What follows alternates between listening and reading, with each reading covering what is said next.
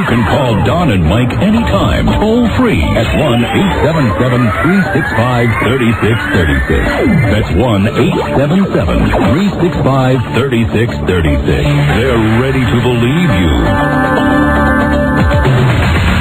Okay. Hi, Don and Mike. Hi.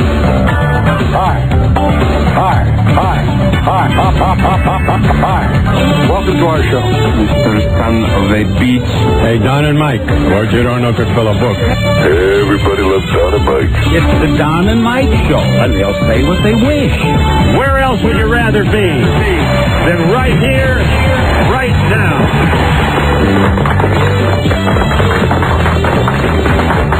So this plane that was attacked? Yes. All the people on the plane, they were in the missionary position, right? Right? Then they should be okay. That's wild. That is wild. That's a wild, wild joke. But not as wild as this man. The man who will save their souls. Philip Hochberg. Ladies and gentlemen, please welcome Rob Spiewak. Take it away, Rob. You see, they were missionaries. Yes. The people on the airplane that were killed. How's that, you say? They were missionaries. Hi, Rob. Good afternoon. Good afternoon, Mr. and Mrs. Fat Joe Namath and all the ships at sea. Broadcasting with a coffee bag under each of their seats. Yeah. Ron Geronimo and Mike O'Mara. Thank you, Robbie. And hello, and thank you for listening, everybody, to a new episode of the Don and Mike Show on Monday. Hi, everybody. April 23. What are you doing? No, it just seems like we saw each other a short time ago. It just seemed like an hour ago. Just a few days ago. Yes, just a couple of days ago. And for you and I, just moments ago. Our bonding up in the office. Absolutely. For the show. Listen, it's a busy week for the show. Oh, yeah. We'll be on the road again this week. Friday night, we will be doing a Las Vegas-style show in Sacramento at the Sacramento Valley Amphitheater. Yeah, baby! Capacity 17,000. Please show up, otherwise we'll be terribly embarrassed. Yeah, I mean, if we put like 300 people in there, it is going to be sorely embarrassing. We're going to feel like Warrens. Right. We're going to feel like Poison on concert. Yeah, we have to have at least 8,000 because that's what we had last time. We have to have probably, I'd like to see at least 10,000. Mm-hmm. Got it. We got to do at least half the place. Sacramento, Friday night, Sacramento Valley Amphitheater. Saturday night, Las Vegas-style show. Both these shows start at 8 o'clock West Coast time, Friday and Saturday night. Saturday night in Reno at the Silver Legacy Resort Casino. Absolutely. So if you need tickets, listen to the stations. If you're in Sacramento, just show up. Please. I mean, just come out the day of the event and you'll get in. Yeah, as we go on stage at 11 o'clock Eastern time. That's right. And to catch us on that second night, we should be pretty goofy. Yeah, we'll be good and goofy tired. Looking forward to it this weekend, Sacramento Friday night and Reno on Saturday night. Now, we're going to start today with a bit of the weekend, because today is jam-packed. All of the 6 Gal Pal guinea pigs who were in our breast experiment are coming in today to have their breasts remeasured to see if they've grown. Just the 1 month anniversary? Yep, 30 days since they came in and started taking the product New Boss. Mm-hmm. So they'll be in here topless. They'll be getting measured. We'll see if anybody's grown or not. Mm-hmm. I got a story from the airplane on the way back from New York. Yeah, you stayed up in New York on a Friday night, came back Saturday morning bright and early. And I told Mike I will never bust his balls again about being a nervous flyer. Really? Because there was a guy on the Delta Shuttle when I was coming back from New York. It's always the Delta Shuttle. Well, it seems to me, and it's not the Delta Shuttle's fault. It was this guy's fault. Okay. This guy. Who is this guy? This guy. You don't want this guy. So I'm sitting in the front row of the airplanes. It's stadium seating. Right. So I'm in the front row to the right side of the airplane, and I have the seat right on the aisle. This guy's in the front row to the left side, and he is also in the aisle seat. So there's an aisle between you, so you're basically sitting next to each other. Yeah, and by the time the plane starts the engines, we're cramped in there like sardines. I mean, every single seat is taken. And there's a woman next to me and a foreign woman next to her, and they're talking, and I'm noticing that the guy in this aisle seat across from me, he's talking, and everybody seems fine. It's not until they announce that you should buckle your seatbelts, that we're going to start taxiing for takeoff. Okay. That I noticed this guy digging his hands, his claws into the seat. He's nervous now. He's nervous. Yes. Okay? So he's visibly nervous. He's visibly nervous. as the engines start to power up, and we start going down the runway For takeoff? for takeoff, right? He starts saying, S, S, S, S, S, S, S, S, S. Oh, my God. S, S, S. I mean, I'm not exaggerating. Wow. This guy is going, S, S. Now, the plane is not even taken off yet. Oh, my The plane God. is taken off. Nobody knows what to do with this guy. It's like he's got Tourette syndrome. The plane, when it takes off, like all of them, it's kind of wobbly and there's a little turbulence. It's at that point when the plane actually takes off that he switches from S to F. And now it's, Oh, my God. F, F, F, F, F. And I swear to God, I'm not exaggerating. He is doing it loudly enough to be heard over the airplane engines. He is just sitting there like a mental patient with his hands gripping the armrest going, F, F, F, F, F, F. And the guy next to him is trying to talk him through this. This business dude who's saying... Is the guy next to him with him? Or No. is he, oh, my No, God. now this guy's trying to talk him through this. I mean, for anybody that is a nervous flyer that's on that plane, I mean, that would kill me. That would absolutely kill me. And this guy who's sitting next to him, he's saying, calm down, it'll be fine, it'll be fine. And the guy who's coming off with the obscenities, he's talking to the guy, and he'll talk to him for a second, and he'll be calmed down, and then he'll realize that the plane is still taking off, and it will go like this. The guy sitting next to him will go, listen, calm down, there's nothing to worry about. This is an easy flight, this is a 40-minute flight. Yeah, I know it, it's just I'm a bit of a nervous flyer, and, I should have taken the class and thinking, F, F, F, F, F, F, F, S, S, S, S, S, S, S. It sounds like Tourette's. I mean, it sounds like Tourette's, but it's... No. Oh, God. So the plane gets up to whatever the level is when they turn the seatbelt light off. Yeah. And now the waitress comes by, and she says to this dude, she says, are you okay? And now he's a totally different person. He's like before we took off. He's calmly saying to her, yes, I have a problem flying. Yeah, that's apparently everybody else's problem on the plane, too. He says, I took a class. And she's obviously just trying to calm this dude down. She said, what was the class like? He said, well, they put us on an airplane, and we had to sit on the airplane for half an hour, and then we taxied around a little bit, and I'm usually pretty good, but that was a very rough takeoff. And the girl says to him, no, that was pretty much a standard takeoff. And the guy says, well, I'm sorry, I'm just a very nervous flyer. And by this time, everybody's chilled out a little bit. But he kind of understands. The guy's a little freaked out. But, I mean, it manifested itself in a... The guy's nutty because... weird way. As the plane is just continuing its regular flight from New York to D.C., it gets a little bumpy. And I mean, you would not have been flipped out by it in the least. Right. You wouldn't have noticed it. Well, I also, as I told you before, outside of, like, really chilling experiences, I kind of internalize. My only thing is when I'm freaking out, I don't want to talk to anybody. Right. I want to press my, you know what I do. You flying up about, you look out the window. Out the window for the whole flight if I have to. Well, it gets just, I mean, on a scale of 1 to 10 of being on a bumpy airplane, this was a 0.5. It was just light chop. Virtually nothing. All of a sudden, it's quiet. All of a sudden, you hear the guy, MF, MF, MF, S, S, S, S, S, GD, S, GD. And now it's at this point that... Oh, man, that's amazing. The volunteer fireman, and I know this because he had a pretty satin jacket on that said he was a volunteer fireman from Burtonsville, Maryland, right, who was sitting in the row behind this guy. He taps him on the shoulder and he says, hey, excuse me, but I've got kids back here. Yeah. And the guy says... Hey, I'm sorry, I'm just a real nervous flyer. He keeps doing it like he can't control it. He can't stop. Oh, my Tourette. He can't. No, I don't think it was Tourette's. Because he wanted it would be if it was just fear, it was, but Tourette's happens all the time, right? Well, or in some people, stimulus does it. Yeah, just when they're under stress, which would certainly be this guy, I think. Towards the end of the flight, here's how it started. It was a 45-minute flight, very fast flight. For like 4 hours and 50 minutes. At the beginning of the flight, people were scared. I mean, I could tell when I look around that you got this guy screaming out obscenities. Then, like the second time, people felt sorry for this dude. Right. Then when the guy with like a 4-year-old and a 2-year-old said something to him and he still kept doing it, then people got mad. Yeah. And when we started our descent into Alzheimer's Airport, Reagan National, as he was doing this, because, you could hear the flaps coming down or going up or whatever they're doing, and it would get just a little bouncy. He started going, F, F, S, S, S, S. Is he trying to be quieter about it? No, absolutely not.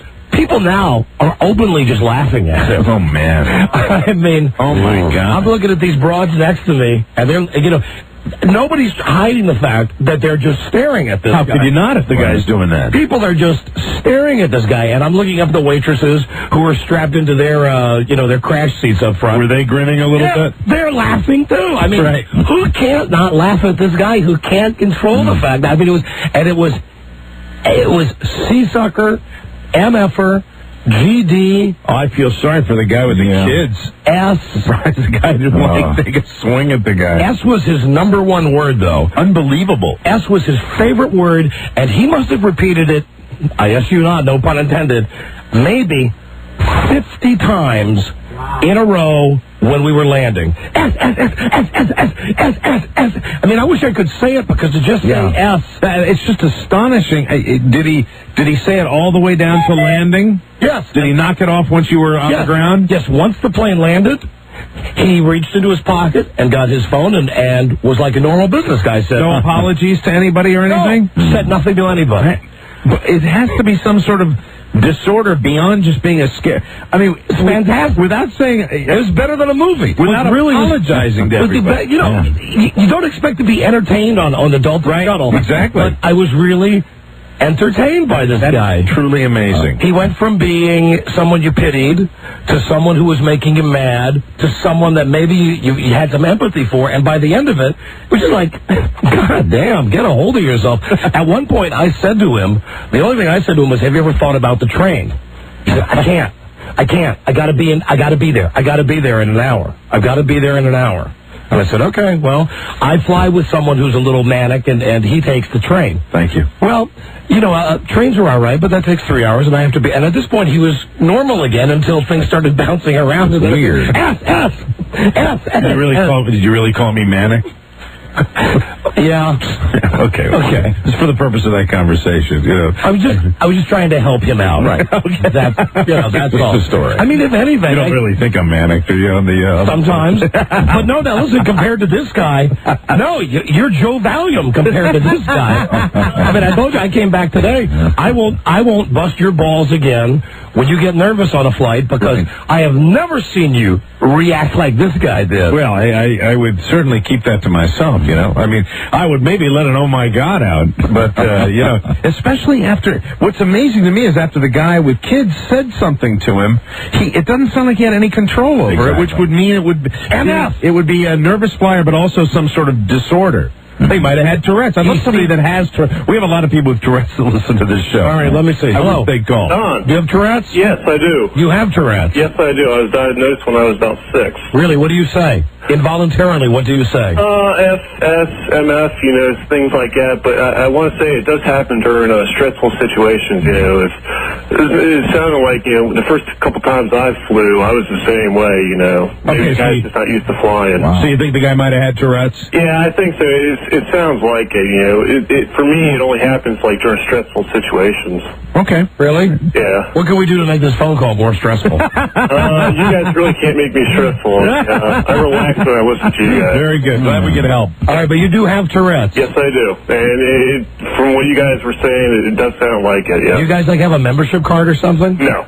I mean, I would think it would be handy for this guy if he has this fit that at least he could pull this card out at some way, say, I'm a member of the Tourette's Club of America. Let me ask you, if you were in a similar situation and you were doing this, wouldn't you have mentioned your disorder at some point? I mean, because I know people with Tourette's. I played in a Tourette's golf. I think Theismann has a Tourette's golf. All he said is that he's a nervous flyer and told everybody that he's taken these classes. Would you mention to people that you had Tourette's if it was you doing this? There's some friends I've had for years that I've never mentioned it to, and it's just, you just want to, you'd rather really keep... bring up. Okay, so you'd rather say the S and the F and not let anybody end the stigma about Tourette's. Just cussing around everybody else. What's all this about Tourette's syndrome? Yes, come out of the closet, everyone. If you went off like that in front of a group of strangers, would you say something to them, or...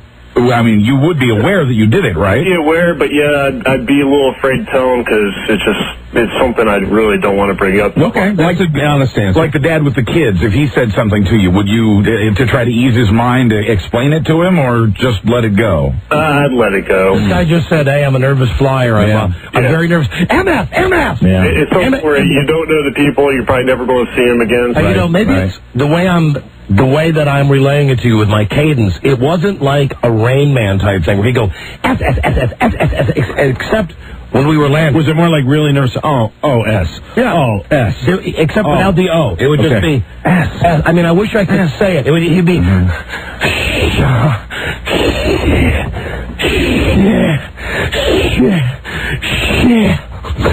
Wow.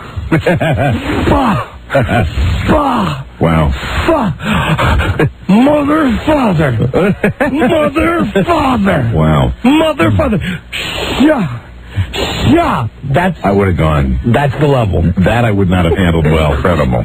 Like I said, 20 minutes into it, I might have been entertained. it became like an HBO special. Probably after a while. But I'm sure everybody's a little disturbed at first. Well, at first, yeah. Everybody's, including yourself, a little freaked out by this. I was sitting almost right next to the guy.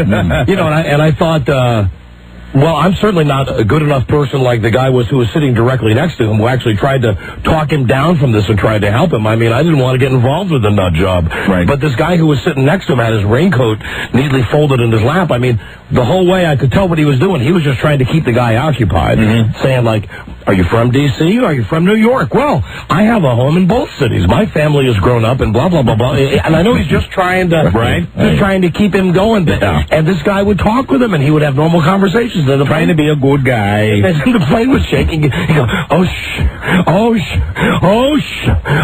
mother, father.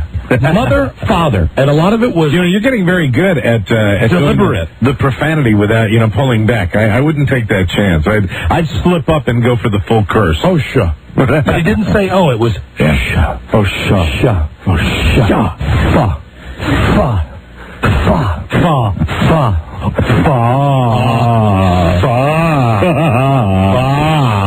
Absolutely. Underwear Kmart. Hello, Don and Mike show. John. Yes. Hey, we just came back from a cruise flying out of Florida, and this lady was puking all over the place. She must have filled about 3 or 4 bags. It was horrible. All right, thank you, my friend. Yeah, bye. All right, great story. Thank you. Traveling. Thank you for the call. I took the train this weekend and went up to see my mom up in Hartford, Connecticut. He loves his mama. His mama, she was 81 years old yesterday. Congratulations. Had a nice little party for her. Came back 8 hours on the train yesterday. I mean...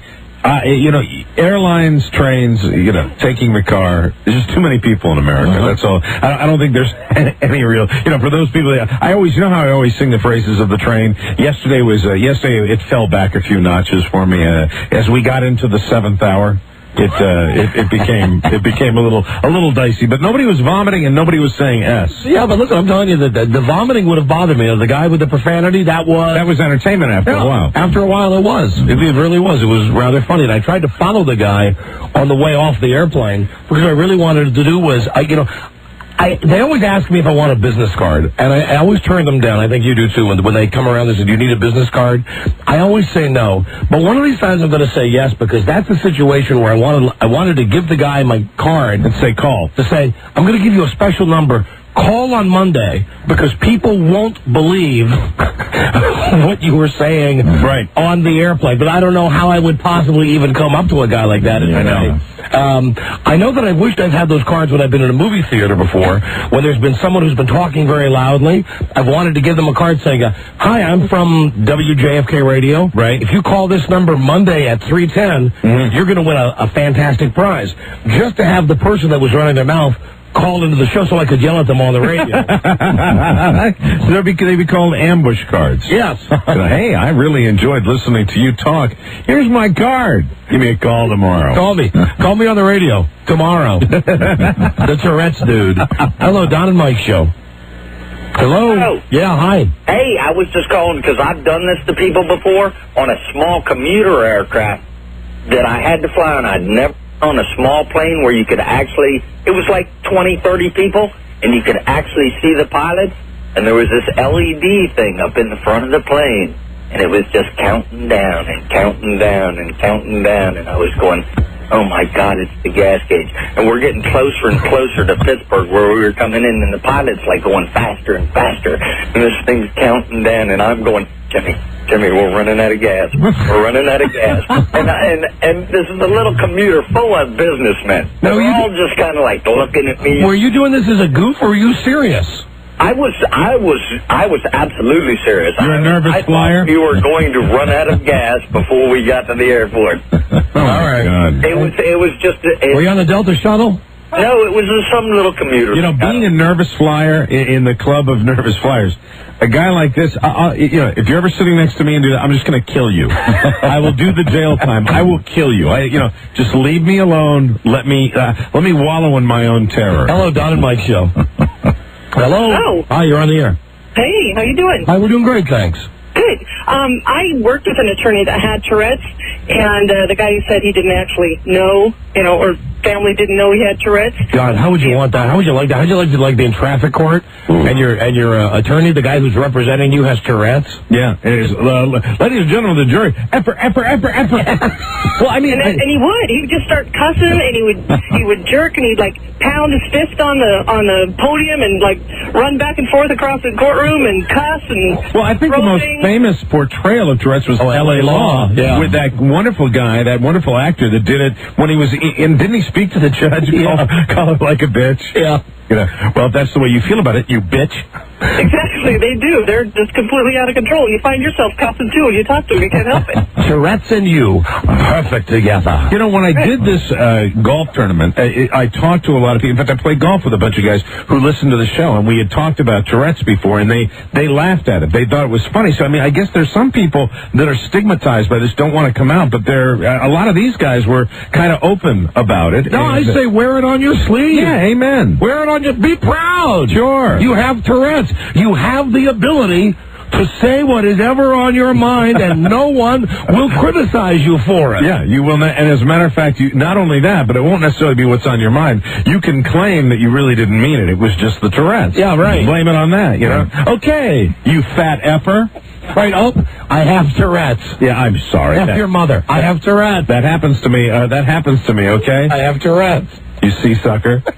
I'm so sorry. I really didn't mean it. Your mother's the C word. Oh, I have Tourette's. It was my disorder. You dumbass. You dumb Tourette's. Sorry. I just see that the guy's got the badge on. Yeah, where's that name tag? Like the Superman S. Right. Except it's got a T in the middle of it. Yeah, that, gives you carte blanche. Wow, that's great. I almost wish I had Tourette's. Is there any, I guess you can on an airplane, you can do that. With all the air raid stories that you're hearing lately, including one with twin sisters going to China over the weekend, and then another one with the that was great. Those two girls fighting on the airplane. I have never laughed at it. Some guy on this plane happened to have his video camera, and it was, I think, on one of the 10 o'clock news that I watched, and they teased it, and of course they teased it, and then there wasn't enough video. They just did 5 seconds. You should have seen it on Good Morning America today. Where they went. Oh, I'm so you stop it, you son of a bitch! And it was two twin sisters These fighting. Two girls that were really, really fighting on an airplane. Oh, it's fantastic. And some, wonderful passenger had the presence of mind to fire up the old video camera. Those are handy. Hello, Don and Mike Show. Hi, Don and Mike. I just wanted to tell you all that not everybody with Tourette's has to spout out profanity and everything else like they're portrayed on TV. So my husband has Tourette's, and he doesn't do any of that stuff. Right. I think that's true. A lot of people don't. It doesn't manifest. It manifests itself differently. What's the fun? You spin the. Don't get me wrong. There are some quirky stuff that he does. Spin the DNA wheel of fortune. What quirky stuff does he do? Well, he kind of, eye blink sometimes and, stuff like that. Oh, that's no fun, though. Small tick. You spin the DNA wheel, it comes up on Tourette's, you got it, you might as well have the best form of it. And if when we tell people that that's what he has, they always tell him, oh, no, you're just joking around, you don't have that, and I swear to God, he does. Well, see, if he has it and it manifests itself like with just a little harmless eye blinking, tell him that, he ought to use it. Use it in the office sometime. Right. I'll let him know. What a great opportunity to tell people what you really think. But you know something? Once it's said, people still don't care. They don't care about the disorder. That's the way people respond to profanity. They want, oh, you have Tourette's? Well, you still called me an MFer. Hello, Don and Mike Show. Hey, guys. I went to go buy my house. I'm plopping down, a couple $100,000. You're scared to death. You're in there. The guy who was selling me the house, his secretary, had Tourette's. She's in the middle of this, and every time I sign my name, she flies one off at me. Really? I'm serious. All I'm hearing at this point is I'm looking down going, 30 years. Good God, $200,000. Okay, here we go. She starts mouthing off what I'm thinking. Whoop! Oh! She's making noises. She's cussing at me. She's cussing at my wife. I look over at the guy who is in charge. He pulls me out of the room later. He goes, I hired the woman. I had absolutely no idea she had that. God, you know what? I'd love to do an all Tourette show someday where you have people with Tourette's down here. I mean, it would have to be on an incredible delay. Yeah, I'm afraid that if we got the people that you're looking for. No, how about if we had a Tourette show, but we had like a party with them before the show? Right. And we would just put them in a room with microphones. And just, and record it and then bleep out the cuss words. And bleep out the cuss words. I think that might be fun. But they'd have to be legitimate Tourette's, though. We could have no fake Tourette's, no faux Tourette's. No, and you never know. You'd get. How do you do that? What do we get? A doctor with a blood test? I mean, I have no idea. Well, you'd have to come down with whatever your paperwork is that says you have your membership card. Yeah, your Tourette's Club of America or whatever it is. Listen, is there anybody in our audience who has Tourette's who would be willing to be part of a big Tourette's show? A Tourette's party. Yeah. We'd have free food and beverages. Yeah. And the whole thing to remove the stigma of Tourette's for people that don't want to come out. Sure. Right, to remove the stigma. Well, we could advertise it like you want to and just say it's naked making fun of people with the disease, but I think that might not fly all that well. I know that's what you might want to do. What's all this about Tourette's anyway? Tourette's. Really not that bad. Come on down. Come to the Don and Mike Tourette Syndrome party. Absolutely. Come on down. Do you suffer from Tourette Syndrome? Come have lunch with us in the office. Join us for an hour of spirited debate on today's hottest topics. And that was probably run tape on it, and then record it and delay, because obviously we'd have to beat it out. If we did the delay, we might not be able to pull it off. Why not make it a telethon? A telethon. I mean, you could use it to inform and entertain. No, I just think we have a Tourette's party. That's all. A Tourette's party. And invite people down. We get a bunch of stressful topics for them to discuss. Absolutely. Like for a half hour. Tell us how you lost your virginity. Yeah. The worst thing that ever happened in your life. Absolutely. Can you imagine if you were in a burning building? I mean, we could ask them all kinds of bad stuff. A lot of them. Just being on the radio will make them nervous. Tell us about your most embarrassing moment. Well, it was the time that I MF. Yeah, there you go. The time that I CS. Sure. And that I shit. And if it was like that guy on L.A. Law, it'd be interesting. Or listen, if it was like this guy on the airplane. Yeah. I'm telling you, we went from... If he had indeed had Tourette's, but we haven't determined that. I don't think he did. You'd have to give him the card. Have those made up, The Tourette's test. Just Donnie on it, with a phone number underneath. Call me. Hi. Call me. Call Donnie. You have Tourette's. Hello, Don and Mike Show. Hello? Hello. Hi, you're on the air. All right. I have Tourette syndrome, and it's funny and not funny. I've had my nose broken a whole bunch of times. Ooh. You mean by people that have smacked you? Yes, I've had several black eyes. Yeah, I'm sorry. That's funny. Really no tactful way to... you can't wear a sweatshirt that says I have Tourette's syndrome. Sure you could. Well, I guess I could, but, that's almost like wearing a sweatshirt that says... I have herpes. Well, those people should wear sweatshirts also. but it's I don't think of it that way. I mean, if you're saying that in between doing this, I would think you'd want people to know that there's a reason why you're saying. But you're the second person that seems to want to keep it to themselves and deal with. Just people hearing you cuss. And people punching you in the face. Yeah, I mean, why not reveal it? Do you really feel that it's that tough a thing an embarrassing a thing? I mean, I think herpes is more embarrassing than Tourette's. Well, the thing is, how do you, in what situations you want to reveal you have Tourette's before you interact with someone, or? Well, if you are having one of those outbreaks where and do you have it? I mean, it comes in cycles, right? Yes, it does. Certain things do trigger it. I've tried to watch my diet to monitor it. I tell you, the most embarrassing thing that happened is when I meet girlfriend's parents for the first time. That's a real bad scene. I've dated a lot of girls once. Oh, God, yeah. Oh, God. How would you feel about being part of a Tourette's party? That would be great. You come down here and, we provide you with all the food and drink? Yeah, I'll be there. Okay, hold on a second. Let's get your information. We got someone else. Where's the other guy with Tourette's? We got someone else who's got it right now. Hello, Don and Mike Show. Hey, Don and Mike. You got it? Yeah, hey, you might want to run it by the lawyers, but I would think under the ADA you would have to let these people cuss on the air so you wouldn't be discriminating against them. Yeah, wouldn't that be nice if we slid in that loophole? Wouldn't that be great? Hello, you got it? No, I don't have it, but I grew up with a neighbor that he was a mailman. He was, as a kid, there was a riot. I mean, he would just walk around going, Mother, Natalie, whore, Natalie, and go, MF all the time. And he'd walk up and down the street pulling his socks up and painting. He would just go into berserks like that. It was sad, but again, it was funny as a kid, just watching him, and all the neighbors and all the people on his route knew him too. Yeah. You know, I think it would be fine if we had this party where it was okay. You know what I mean? Yes. Where we were nothing wrong with having Tourette's. the cussing. You know what I mean? Nothing wrong with it. There's nothing wrong to come down here and really let it hang out. But then again, if that was the case, maybe it wouldn't happen that much because it happens when it's in real, legitimate times when you're not supposed to. Well, that's why we put them in stressful situations.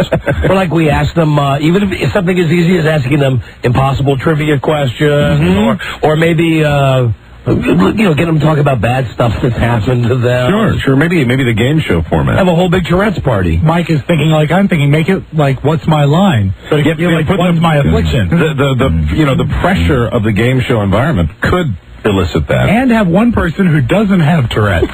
Any day that you're up at our office, you might think that any of us have Tourette's. You're walking by there. Well, anybody upstairs. I mean, we drop the F-bomb constantly. A phone call, anybody. A lunch order gone bad. Hello. Oops. Don and Mike Show. Hello. How you doing? Hi, we're great, thanks. Good. I wondered if Rob claims Tourette's when he punches his wife in the mouth.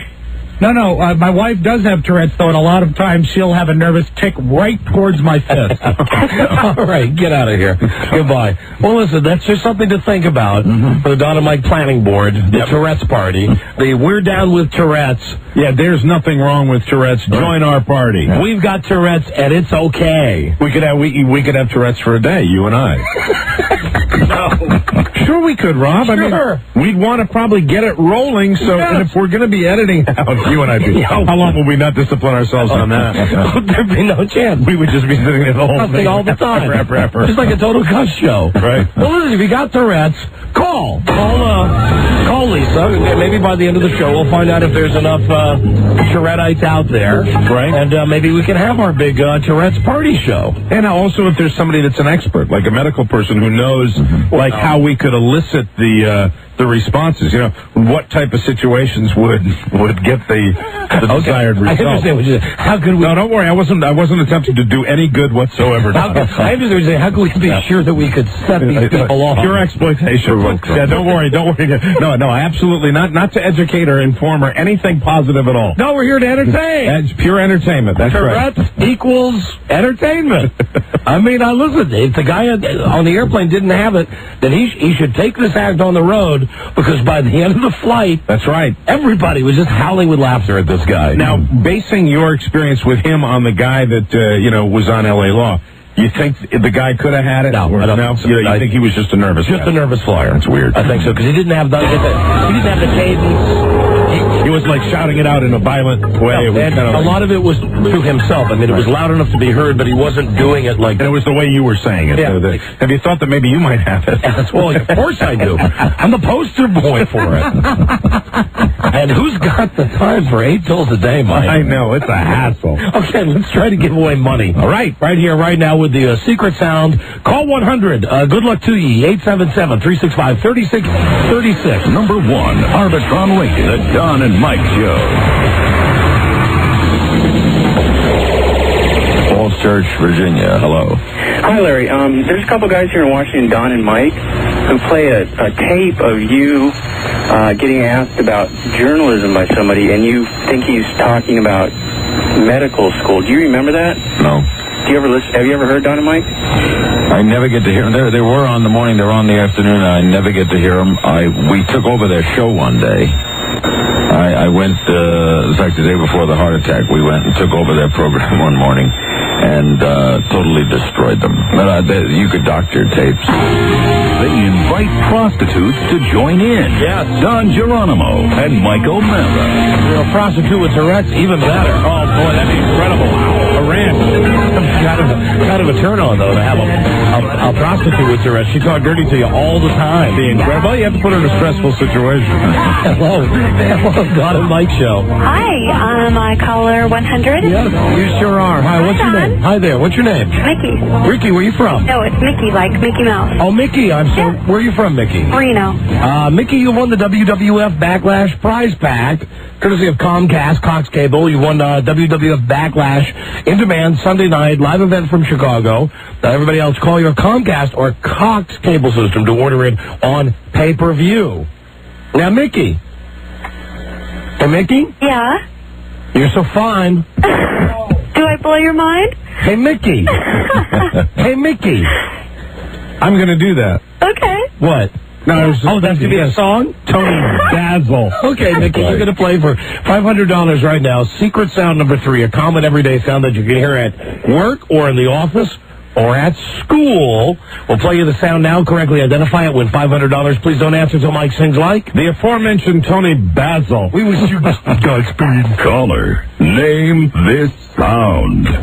There it is. Do you remember back in the day the video for that? Yeah. She had like a cheerleader outfit on. Right. Yep. Kind of saucy she was. She was. If we do give away the money, it's courtesy the good folks at Main Street Idol. Oh, Mickey, you're so fine. You're so fine. You blow my mind. Hey, Mickey. Hey, Mickey. Yeah. Yeah. The best part of that is wasted with the choreograph. Well, you know, you were mentioning the video, and I just went back there for a moment in my cheerleader suit. It was very similar to the YMCA movie. Yeah, she had all these different, fold the arms. Oh, hey, Mickey. So did you. Thank you, bud. For $500, what is that sound? An adding machine? Oh, Mickey. No, that's not fine. Sorry. I'm so sorry. Thank you, though. You're so wrong. Thank you. Have a good day. Bye-bye. Hold on, please, Mickey. Okay. Hold on. Oh, Mickey, you're so wrong. You're so wrong. And don't forget that every guess is a clue for you. So, the weekend. I just got a couple of things to say about the weekend. The weekend. 48 hours of non-stop party. And, of course, in our home, we constantly have that Loverboy song playing on the intercom system 24 hours a day, working for the... Open the door and it keys in automatically. That's right. And we do it just like Wavy used to. Yeah. With the 5 o'clock whistle. It was the most embarrassing, probably one of the most embarrassing things we ever had to do. What they would do is, at the station we used to work at, on Fridays at 5 o'clock. And now this was a station that was about to change format. People were getting fired. Station was going down the toilets. Mike and I were on the air every morning talking about how bad the station sucked. Right. How we couldn't wait till we actually had a calendar. We would start every show by ripping a page off the calendar and counting the number of days left on our contract. In the afternoon at this station, they had the 5 o'clock whistle on Friday afternoon when they would have the artificial party. I don't know if you ever got to see it. I had the pleasure of only being in the station one time. I saw it a couple of times, and Chuck Beck, the program director, would get on the intercom and he would say, attention all employees, this is mandatory. Please report to the air studio now. All employees in the building, please report to the air studio now. For the 5 o'clock whistle party, as everyone would jam into the studio and start to hoot and holler as though there was some sort of joyous celebration going on. Now, the disc jockey, he would get on and he would play Working for the Weekend, or, I don't want to work, I want to bang my head on the drum all day. And before the disc jockey keyed the mic, you had a room of 30 people who, first off, were pissed to be working at WAVA. Most of them probably had another hour or two of work left. The way the schedule was. On Friday afternoon, they've been pulled away from their desks, from the jobs that they were very soon going to lose because the station was going to change format. It was an obligation. This was not something where you just, in a fun way. These weren't people who got into the spirit of fun being on the radio. No, they hated it. One giant pain in the ass. So the disc jockey would clear the mic, and he'd go, 105, power 105. Hey, everybody, let's do the countdown. And then all the people would have to go, 5, 4, 3, 2, 1. Hold on, let me get a record here. Because we can really recreate it.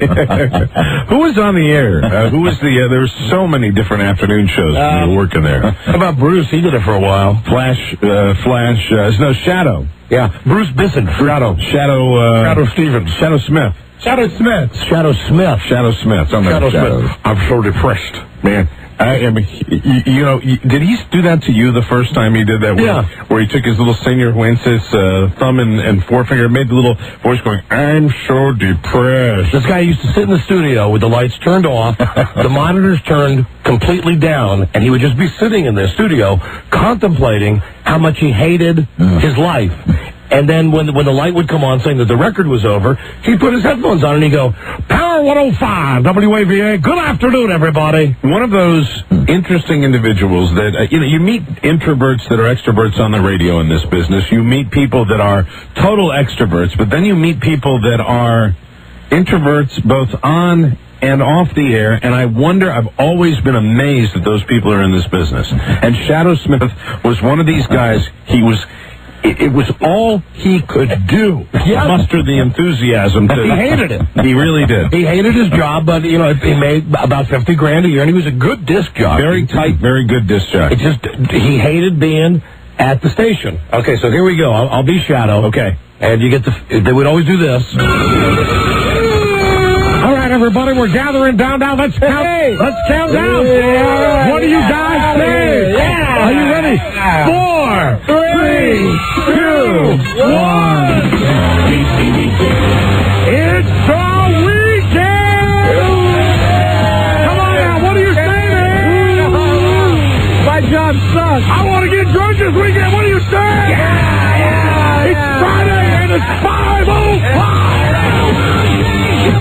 And then he turned the monitors off in the studio, and it would be like, silence. Thank you, everybody.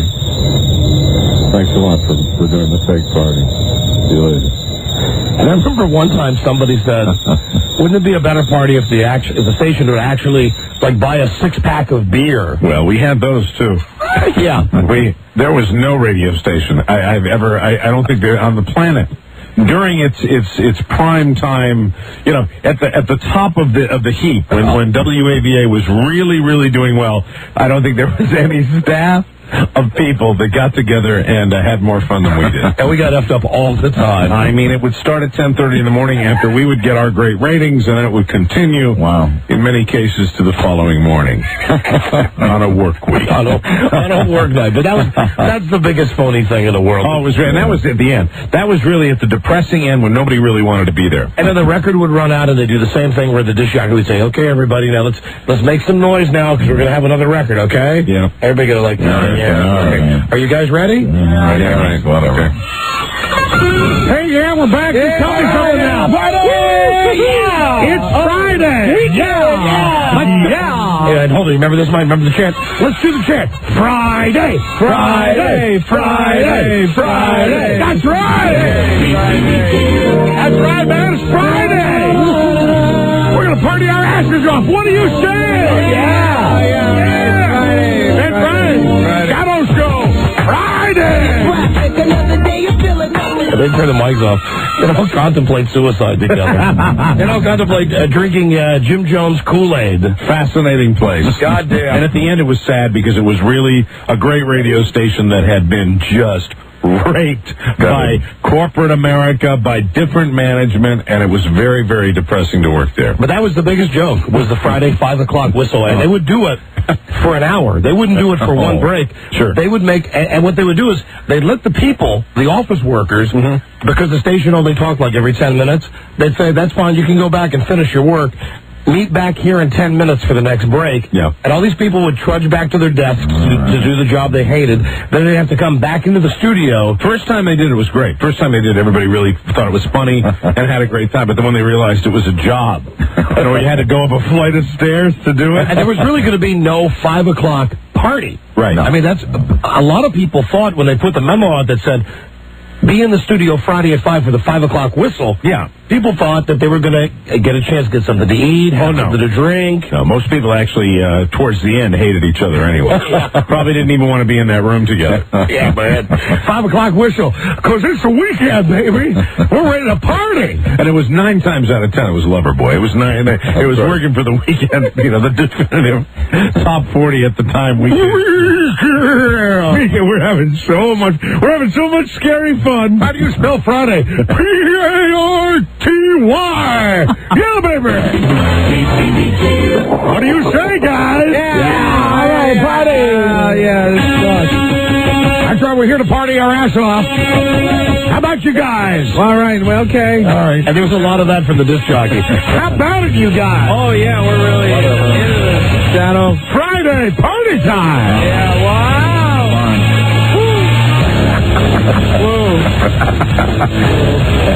Oh, goddamn. They're fake. Great radio station towards the end.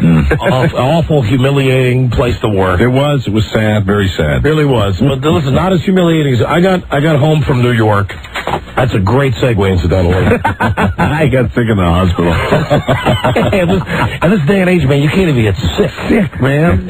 It's all junk. Maids talking. Freaks. What were we doing? We were doing that up in New York. Were we doing that on the air or off? No, that was off the air. Off the air, yes.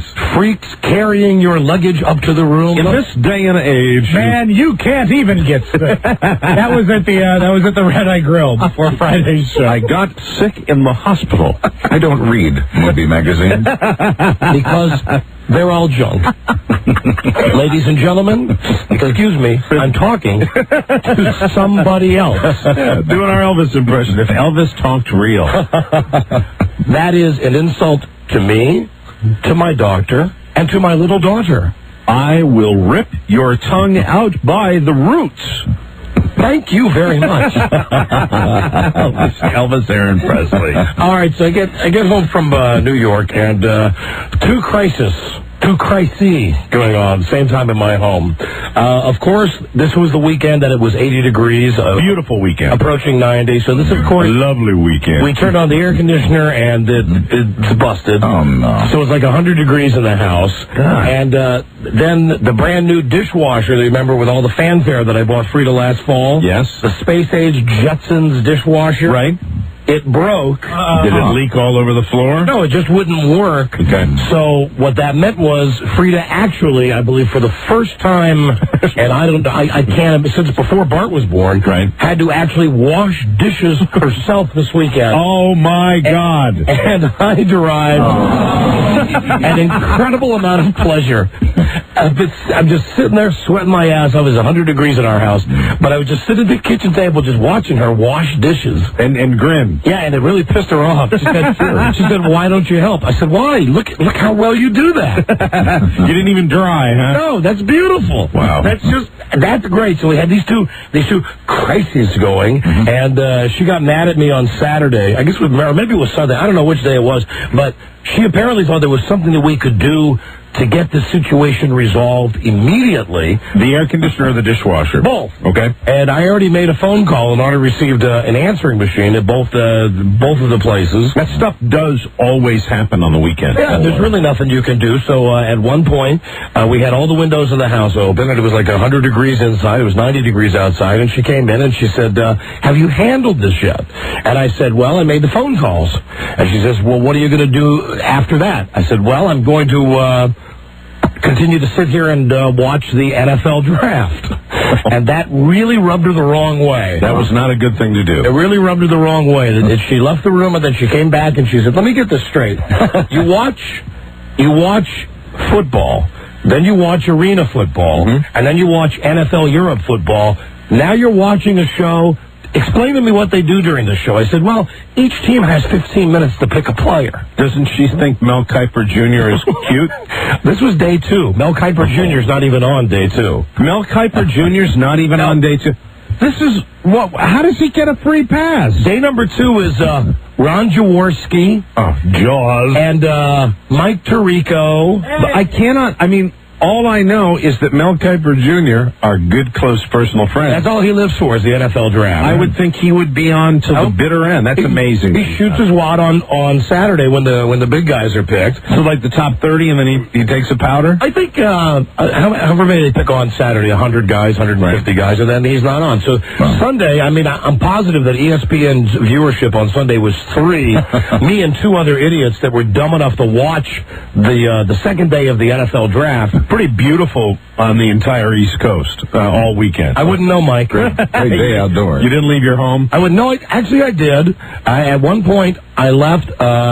Bart and I went to the health club where we're going to play basketball. We're going to play some one-on-one basketball. We have a basketball court in there. And the problem with him is that he is now taller than me. He's taller than Freda. He's filling out, and he's all arms and legs. He's that big, gangly teenager stage. Right. And we were playing basketball, and it used to be, listen, you'll find this hard to believe, I am not a naturally gifted athlete. You know, stop that.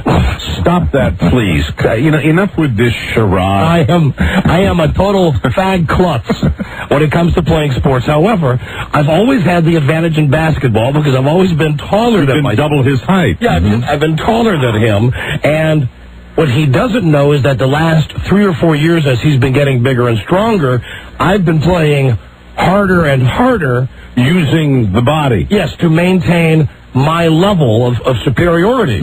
Well, he's now taller than me. And as he pointed out to me, he's, 30-some years younger than me. And and at one point, we were playing, and I was losing. We're playing the game to 20. Right. And the score was... one-on-one? Yeah. Okay. The score was 18-5. Right. Playing by ones. And I'm getting killed 18-5. And I decided that it was time to elevate my level of play a little bit. You go to the body a little bit? Yeah, so I started pushing and boxing out and stuff, and he then elevated his game a little bit, and at one point, totally unintentional, we were both going up for a rebound, and all of a sudden, I was just standing there looking at the basket, and this big ape-like elbow came out and, boom, popped me in the nose, and the next thing you know, I got a bloody schnoz. Whoa! And I'm standing in the middle of the health club, and it is like the blood is just freaking pouring out of my nose. Right. And I look up at him, and I go, you're getting a bloody nose.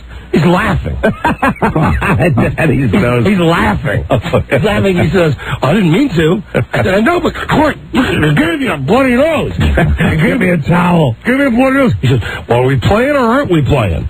I said, yeah, but you gave me a bloody nose.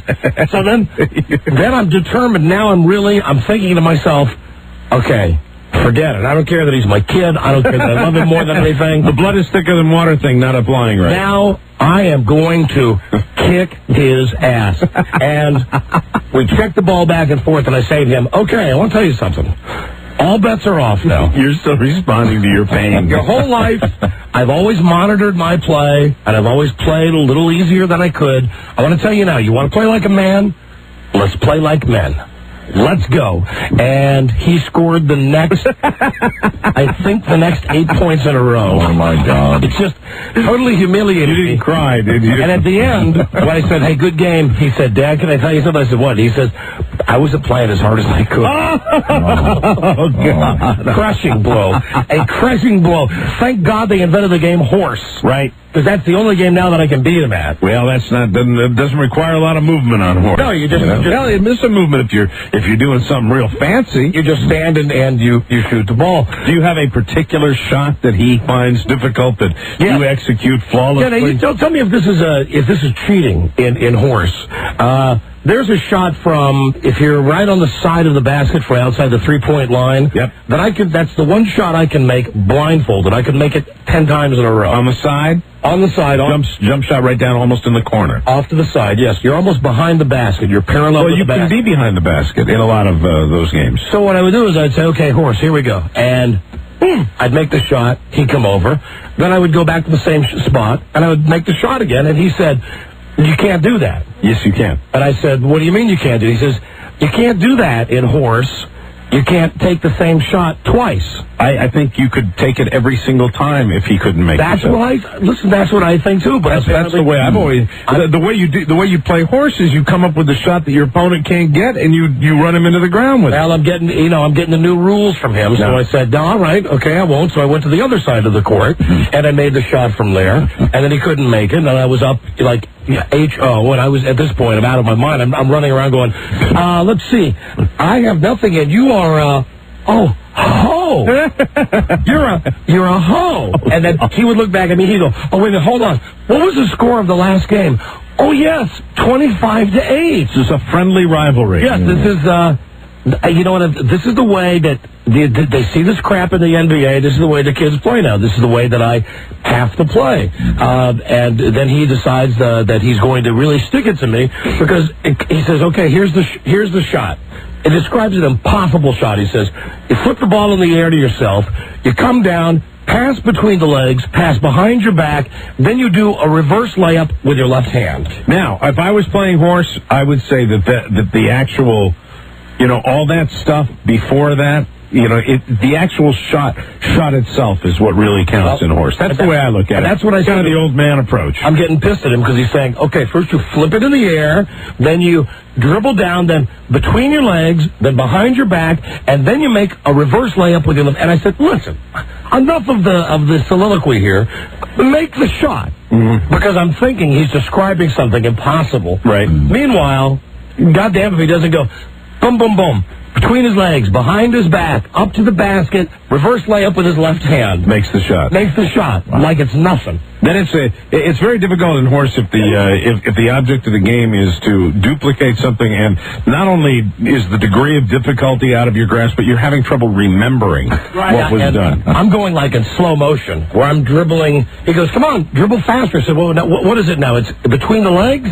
He goes, yeah. And rather than do it like he did, where he does it just as he's running, I actually have to stop, pass the ball between my legs like a retard, and then it's behind the back, which is essentially me just taking the ball from my left hand, putting it behind my back, and taking it with my right hand. Turning it over to the left again. And then to the left with the layup, and that's where it all came apart. That's where the left-handed layup, can't do it. Left-handed layup, very difficult. Can't do it. But I did end up winning the game of horse. Ah, very good. But technically, I did win the game of horse, but I lost the regular game. And then I get home, and I'm just ready to chill. Okay, because we've all weekend with the hot weather, and nothing works in the house, and I'm getting beaten by my son at this game. Well, my wife says to me last night, she says, "Hey, listen, there's some sex in your future." I said, oh, fantastic.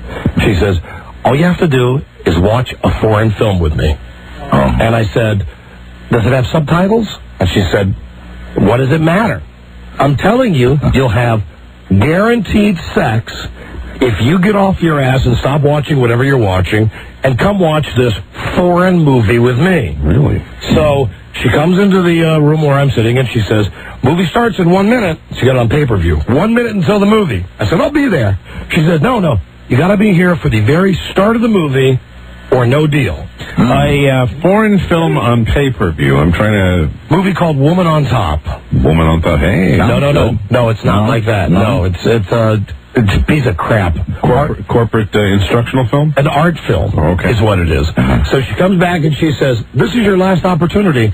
15 seconds until this movie starts. You have to watch it from start to finish? Or this is what I don't know. So I say, okay, I'm here. I'm ready to watch this with you. Let's watch this foreign movie.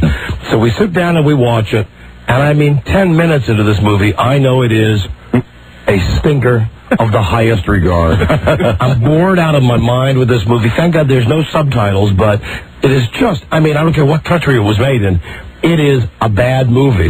But my wife has promised me sex. What country does it look like it was made in? Brazil. Well, that's where it was based, Brazil.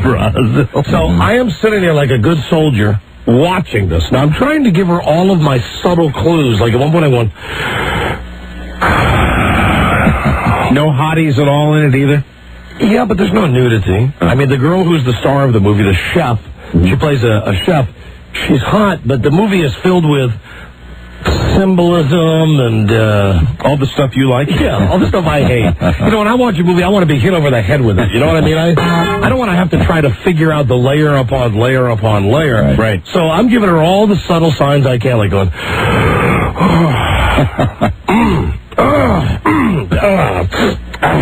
and she'd just look over. We're sitting in the same chair. She'd look over at me, and I keep waiting for her to give me a pass on this.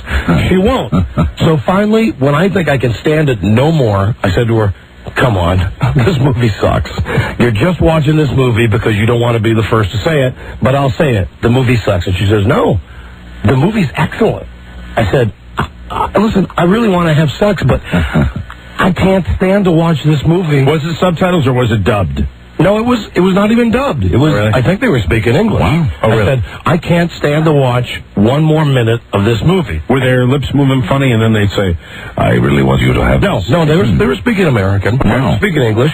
So I said, I looked at my watch, I said, wow, I logged 35 minutes with this movie. I've given it my best effort.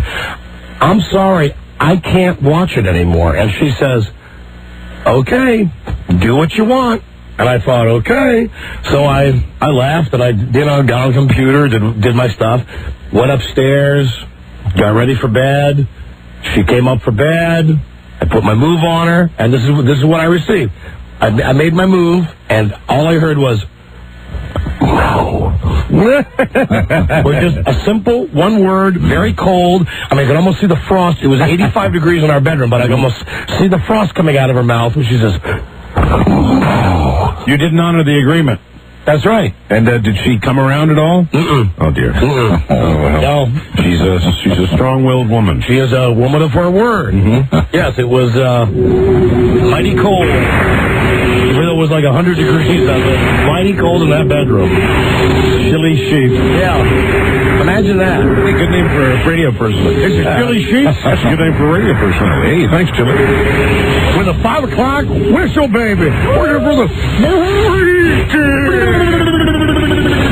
weekend, Chili sheep. No, it has to be honest. She did make it up to me the next morning. Mm-hmm. But that night as I lay there in bed, right. I was really pissed and really feeling disturbed, dumped, distressed. Every word you could think of that's bad that starts with D. I was just sitting there going, and thinking, I wish I had the guts to say something to her. I wish I had the guts to tell her what I think. Right. But I didn't. I just sat there and kind of gnashed my teeth. I thought, well, that's fine. You turn me down. You turn me down. I'm thinking of this, but you turn me down for sex. You wait till the next time you want it. I'm not going to give it to you. Can you do this to me right before I go to bed? I'm up here waiting for you, and you say, no. How can you do this to me? And I went to bed. I was really pissed. Then the next morning, I woke up, and she said, well, are you ready? And I was like, yeah. Sure. Hi there. Hey, buddy, pal. Yes, no discipline whatsoever. Friend. No grudge holding on your part. My friend. Friend. Friend. Freda, friend. Oh, boy, don't think about him when you're having sex. Oh, do you mean Frankenstein or Steve Goldstein? Steve Goldstein, both. Steve Goldstein. Both full-size candy bars. Hello. Hello, Don and Mike Show. Hey, guys, how you doing? Hi, we're doing great, thanks. Good. Hey, Don, I got suckered into that piece of crap, too. It was horrible. Woman on top? Yeah. I got suckered into it because on the video box, it was lots of steamy sex. And, hey, the chick was hot, but there was no steamy sex, no nudity. The movie sucked, and it was made in Brazil, but half of it was based here in San Francisco. Yeah, because she leaves her husband when she finds out her husband's cheating on her. She goes to San Francisco. She becomes a chef in a culinary school, and that's. Right, and wasn't her roommate hot? Oh, okay. All right. Listen, thank you. This will describe how bad this movie is. Right. When she gets to San Francisco, her roommate, who she wants to shack up with, is not there, so she has to wait for her roommate to get out of jail. Her roommate is a guy who dresses like a girl. Oh. So they show this guy who gets out of prison, and he goes, hey, where's my stuff? He's a brother. He goes, where's my stuff at? And they give him this bag of stuff, and he puts on these bracelets and stuff. And in the next scene, he's in the bathtub with this chick. Now you can't see anything because she's got bubbles over her boobs. Right. He's in the bathtub with her, and he's talking in his man voice, But he's wearing lipstick and eyeshadow and all that. Really? Disturbing. Everything. Disturbing, I thought it was. But you couldn't stick with it. Very bad movie. Horrible movie. Oh, boy. Thank you, my friend. You guys have a good one. Thank you. At least there's someone out there who agrees with me. You know, deceptive advertising, too, when you have a woman on top. It is. Right. Well, see, the premise of the movie was that her husband cheated on her. From what I've heard, the premise of the movie should be your sex life at home. I mean, I remember. I do my homework. Yes, Freda's always on top. Woman on top. The guy who was married to the girl, he had to go bang someone else because his wife always demanded that she would be on top when they had sex. Okay, but see, and no nudity then. No nudity. Oh, come on. And no real scenes of real sex. Not even any nip or anything. Really? Yeah, nothing. Well, it seems to me that you call a movie Woman on Top, you have a little nudity. Yeah, come on. Don and Mike show. One of the biggest fringe benefits with that particular position is at least a little bouncy. My choice is change it to a whole new movie. They get Women with Mop. That's how that's a good movie. That portrays women the right way. Yeah, with women with mop without air conditioning. Hello, washing dishes by hand.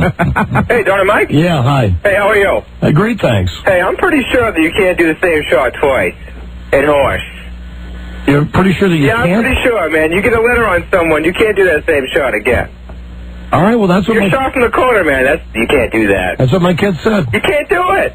All right. Well, I thought, like Mike did, that if you got one shot, you could just keep killing them with it. That would defy the whole point, though. Sounds like the guy that was on Northern Exposure, but when he played the role in the movie The $64,000 Question, remember Quiz Show? Right. That's what he sounds. That's what he goes. I'm pretty sure. Hello, it's a different shot. Oh, the guy who was the guy who had the bad Massachusetts accent. How's that for obscure? I'm trying to be as obscure as I possibly can. But I'm with you. What does that say for me? Because the tone of the guy in Quiz Show, Rob Morrow. Am I right, Rob? The guy in Quiz Show, his tone is always like that. I'm pretty sure. Very limited. You're effed on this one. You cheated there. You cheated there. Hello, Don and Mike show. Hey, guys. How you doing? Hi, we're doing great, thanks. We're fine. How are you? What can we do for you? Hey, did you see that special America Undercover after Sopranos last night? Oh, Jesus Christ. That's the most disturbing thing I've ever seen in my life. You know, and the payoff at the end, I was hoping he would push the guy's wheelchair off the pier at the end, and then the guy just died. The guy was all feebed out and died. Yeah, I mean, they lead you to believe this guy's either going to be dead or, he's going to be in jail. And what happened, the guy just waited to put the movie out until the guy died. Yeah, but really, I mean, it just goes, how effed up was that family? Did you see this after The Sopranos? No. This guy is a child molester that it molested. How many women? Oh, God. Was it what, like 10? Women or something like that. I mean, just... it wasn't. I think it was one of the sons, too. One of the sons, he went and he was a stepfather to all these girls when they were little girls. I mean, ages tiny all the way up. Molested them, then divorced the mother, moved on to another family, and molested all of them. Same thing again. And the whole documentary is this guy's grandson who... finds out about this, has this rage, and finally confronts the guy, and he said, I was either going to kill him or make sure he spent the rest of his life in jail. Well, one of these two things were happening, and then the guy dies of old age at the end. Chester the molester, you mean? Chester the molester dies of old age, and there's really... no payoff at all, and you've gone through it. And I mean, this is a long documentary. It's over an hour of documentary. Wow. And you're watching these horrible stories. They finally interview the guy, and the guy's like, I'm going to knock the dog ass out of you. He's talking to his grandson, okay? I mean, this gives a little picture as to whether the guy was legitimately a bad guy. He's saying, I'll get out of this wheelchair. You'll see how I can do. I'll knock the dog ass out of you. Chester the molester who's saying this? Talking to his grandson. Okay. And just what about his son that asked his sister to move in with him and basically be his wife? When we were working with Child Help, I think it was the abused children, and we learned about this cycle that it goes around, and they have one of the sons of this guy, and he actually asked one of his half-sisters to come live with him and have sex with him and didn't think there was anything wrong with that. This was, without question, it was really a tragedy. This is the most effed up family I have ever seen in my life. And at the very end, you think, well, this great Satan who has ruined all of these lives is either going to get pushed into the, off the pier, or they're going to extradite him and try him, because he also, along the way, he also murdered a nurse. He's a really, really good guy. But there's no such payoff. At the end, all of a sudden, they're cruising along, and you're thinking something's going to happen where they're going to get him back to California to try him for the murder of this nurse. And you said, well, something finally did happen, and they're in a cemetery, and you see this guy. Chester the Molester. Chester the Molester died of like old age, and it was. And that's the end of the show. This is the end. Then they rolled the credits, and they had his family dancing on his grave. I mean, they did everything except take the pants down and take a leak on it. Well, yeah, but I mean, I also thought it was like, I felt like justice really wasn't served. Yeah. Well, then it was two disappointments for you last night, because you said you didn't like The Sopranos either. I thought it was the worst Sopranos in the whole time I've been watching The Sopranos. I thought it was the most boring, depressing. I disagree. I thought it sucked. I think they're setting stuff up. I think that you got to have Tony sucking face with the Ben's lady at the zoo, because she's going to go nutty on him. You know that. I agree they have to set stuff up, but I also think you do it in moderation. There was way too much of Tony in the love scenes. Tony is not. James Gandolfini is a fine actor. He is not a romantic lead. I don't want to see him chewing on that lady's ear. It grosses me out. No, you got to do it, because you got to show how in love Tony is with her for the moment, because 2 weeks from now, or maybe on the next episode, he's going to get tired of her, and he's going to turn on her. I didn't tell you this in the office. The other guy I hate is the new kid,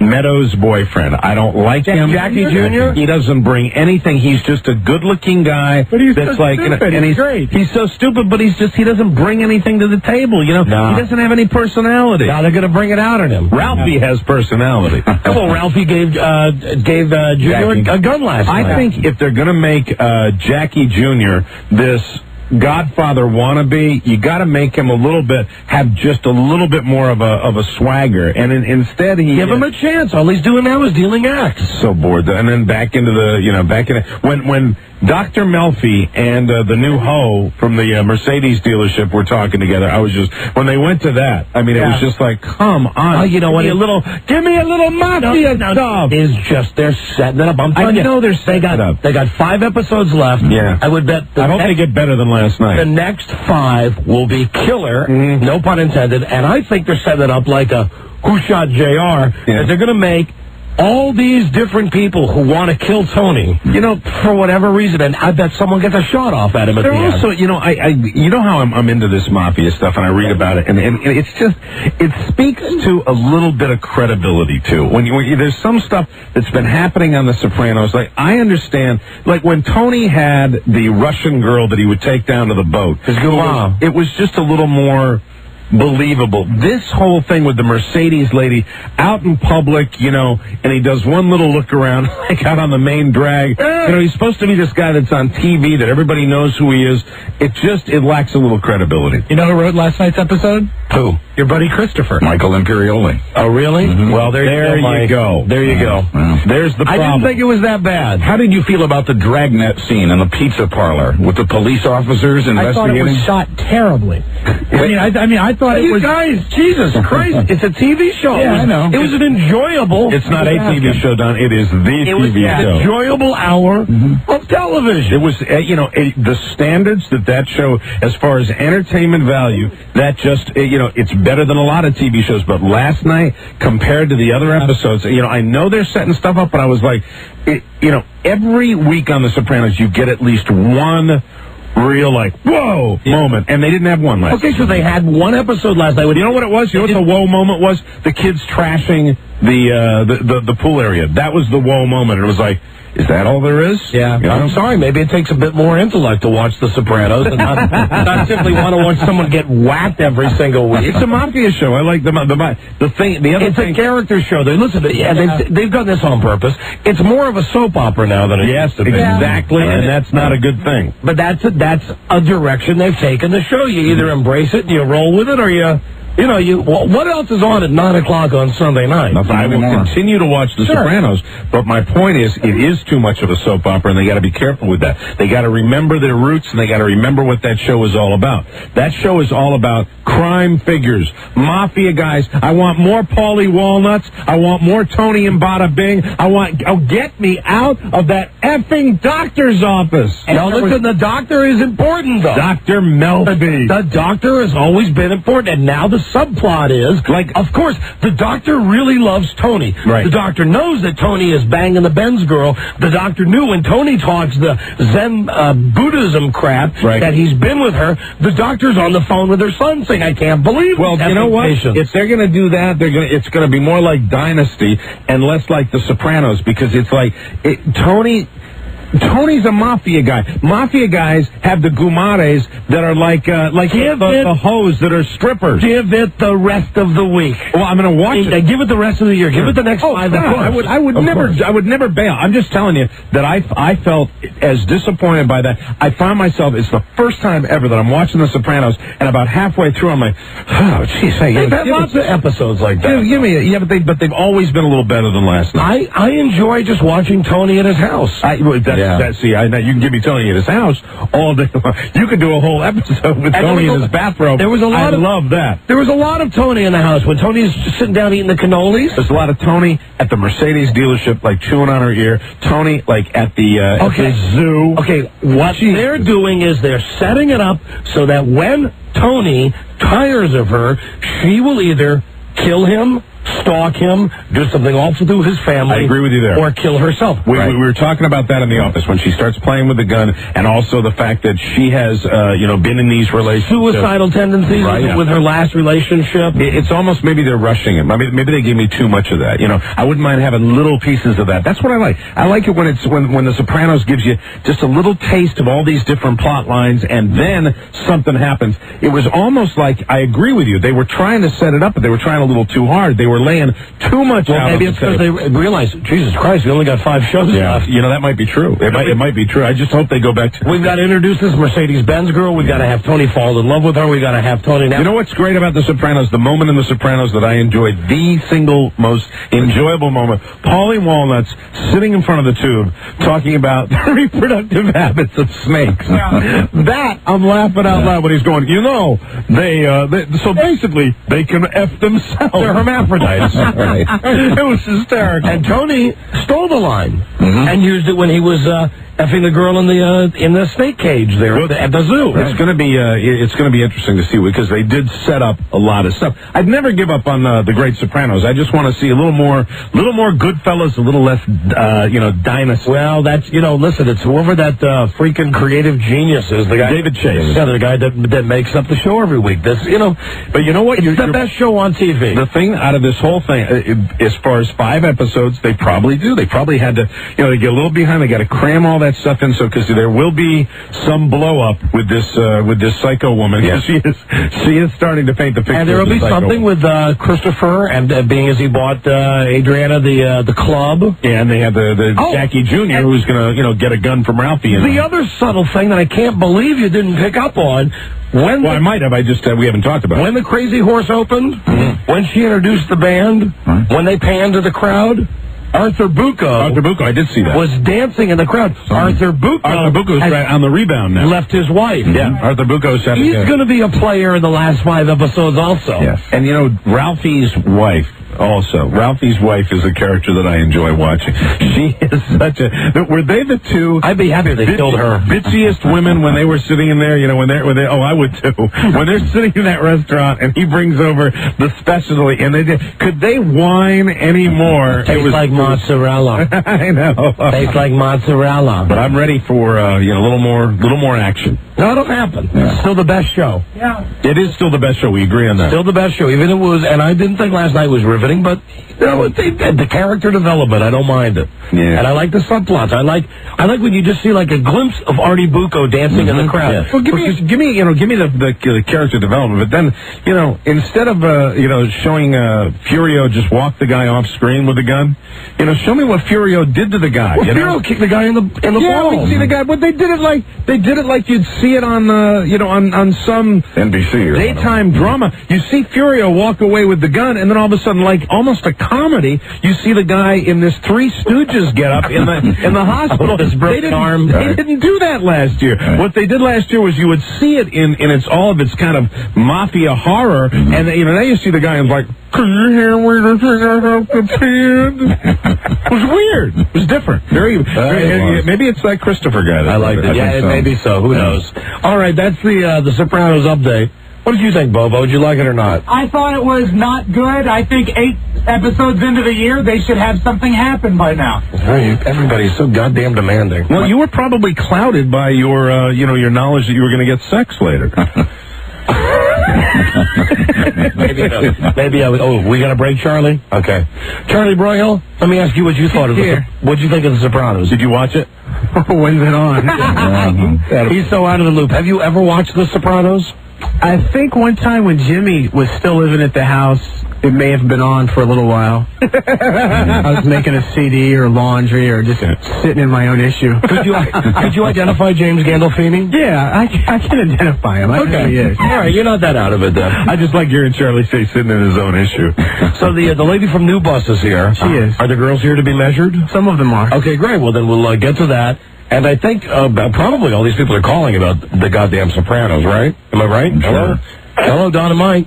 Yeah, hey, that Sopranos, there was one of the best lines of all time in that show last night. What? When they're standing in front of the baboons, and he's talking about all the nasty things he wants to do to her, and then she brings up have you ever brought your family to the Bronx Zoo?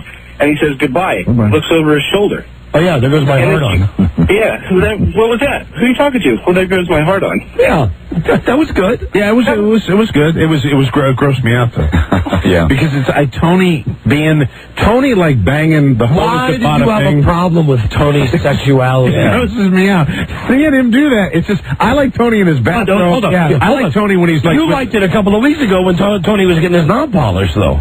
When Tony is in that, when he was like grabbing environment, grabbing her by the hair and pulling her head down there. Which you mean the one where they were all back in that back room? With your mom.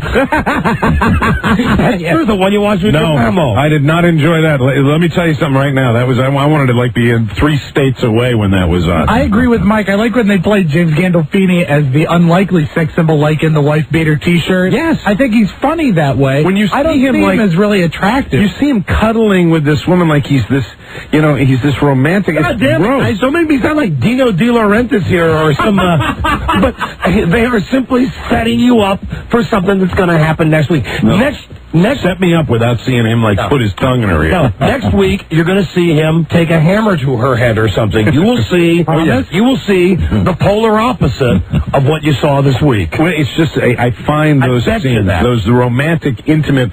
It's not it's not the sex scenes as much as the when Harry met Sally Crander. They're doing that because next week I guarantee you're going to get the opposite. I want Tony to be. I like Tony Scumati to be like more just It's just the sex. Ahua? Ahua. See, because I think in a way I wanna like Tony more. Hello, Don and Mike show. Hey, Don. Yeah. I think you're missing a bigger issue there with the Mercedes girl. What's that? I think she's a snitch for the FBI. Oh, no friggin' way. No. Oh, I'm telling you. No, she's a dumb hua. The way she took him to the zoo, it's classic. No, she's not. It's classic. She is not. Well, wait a minute. When they're in the motel, after that, when she made a comment to him last night that said something like, "I know everything. You can tell me." She went out of her way to say, "Hey, you can share everything with me. I know the deal." Remember when she made that kind of statement last night? So, I mean, I wouldn't say that that might be impossible. But she has a history with Melfi. I mean, they wouldn't have planted her at Melfi's like years ago. But she's a nut job. Right. She's a nut job. Maybe she's at Melfi's. Oh, please. You never know. This is back to the guy on the steps. Hello. You never know. Don and Mike show. Hey, Don and Mike, how are you doing? Hey, and wasn't Big Pussy on last night just for a second again? In the preview. Oh, it was in the next week. Of the upcoming episode, right? Yeah. Hello. Hi there. Hi. When Carm and the other lady were having dinner, she that's actually Jackie Jr.'s mother. Right. Yeah, that's the widow of Friel. Right. Yeah, she's not actually married to Guido, the killer pimp. I think. Yeah, Ralph's just her live-in boyfriend. Yeah, well, okay, same difference. I did like, you know what? Another great scene. Now that we keep talking about it, I keep remembering Ralph making the spaghetti, showing Jackie Jr. how to put the gravy in with the butter, 45 seconds, and then put in the little Godfather there, where he put the gun in the bread box. You know, dinner's ready. Hello, Don and Mike show. Don. Yes. You remember yesterday when they were in the zoo and Tony flinched when she said, "Oh, poor you." Oh, poor you. No, I don't remember that. Oh, well, she did say that, and he visibly flinched when she said it, because she said it exactly like his mother would have. Then he nuzzled the neck tenderly. And he held her hand in his hands tenderly. Never want to buff. I don't know why you won't appreciate Tony the Lover. I don't see. That's what it comes down to. Tony the Lover. That's what it comes down to. Really, I can't. And the other problem last night, no Uncle June and no Bobby Bacala. Right on. And I really like to see a little Uncle June. Okay. And you know what? You had asked a question about his stomach. The guy's stomach with the I asked, actually. Cigar Aficionado, you have your copy of Cigar Aficionado at home. Yes. I don't think he posed for a picture in Cigar Aficionado with a fake stomach. Yeah, the guy that is something. The guy who takes care of Uncle Junior, that's his real stomach. That's phenomenal. I mean, that is a phenomenal protruding stomach. That's why they had to letterbox it this year. Okay, thank you. Listen, everybody, please, all of you, shut up. It's a great show. Shut up. Shut up. Shut up. Shut up. Harry Mansally. We'll be right back. Number 1, Arbitron rated, the Don and Mike Show. Hello, Don and Mike. This is Furio Giunta from The Sopranos. I never listen to you. Goodbye. Time for another spoof. So here's Don and Mike. All right, it's time for breasts. Breasts in the news. Angela Harris is here. She, of course, has come up with a product, a new breast. You heard about that on the show, about a new bust. You heard that on the show about a month ago. We talked about this all-natural herbal pill that you take to make your boobs bigger. Hi, Angela. And she's back. This is Don. You didn't meet Don the last time you were here. Hi there. Don was actually in getting breast enlargement surgery. Hi there. I think you'll find things are a little different with me here. That's right. Hi there. I hear. Hi. Good. Get ready to not have an infomercial today. Okay. Oh, come on now. We had a wonderful time the last time she was here. What are you talking about? I am kidding. Okay, I take that as an insult. I thought we had a very good time. I didn't think it was an infomercial. I was kidding her. I was not kidding you. Okay, all right. I was kidding her. So how big are your boobs? Big enough. They're about a C. About a C. But they were an A, really. The A. Hey. Now they're a C. Right, and by the way, how are you feeling? I feel much better, thank you. Good. Yes, I do. Brought you some herbs. Oh, did you really? Yeah. Kidney herbs? Kidney herbs. Cool. Kidney herbs. Kidney herbs. Kidney herbs. Kidney herbs. Kidney herbs. Well, now this is going to be exciting for me because I didn't see the majority of these women before, right? I think you will be pleased. The women that came in the day we brought all the women in to get measured and actually, get the final measurements are strong-looking ladies, to say the very least. And they've all been taking your product for a month. How much do you think they'll see, these 6 women that are coming in today, how much growth do you think they'll have seen in 30 days? Some of them will see an inch or so.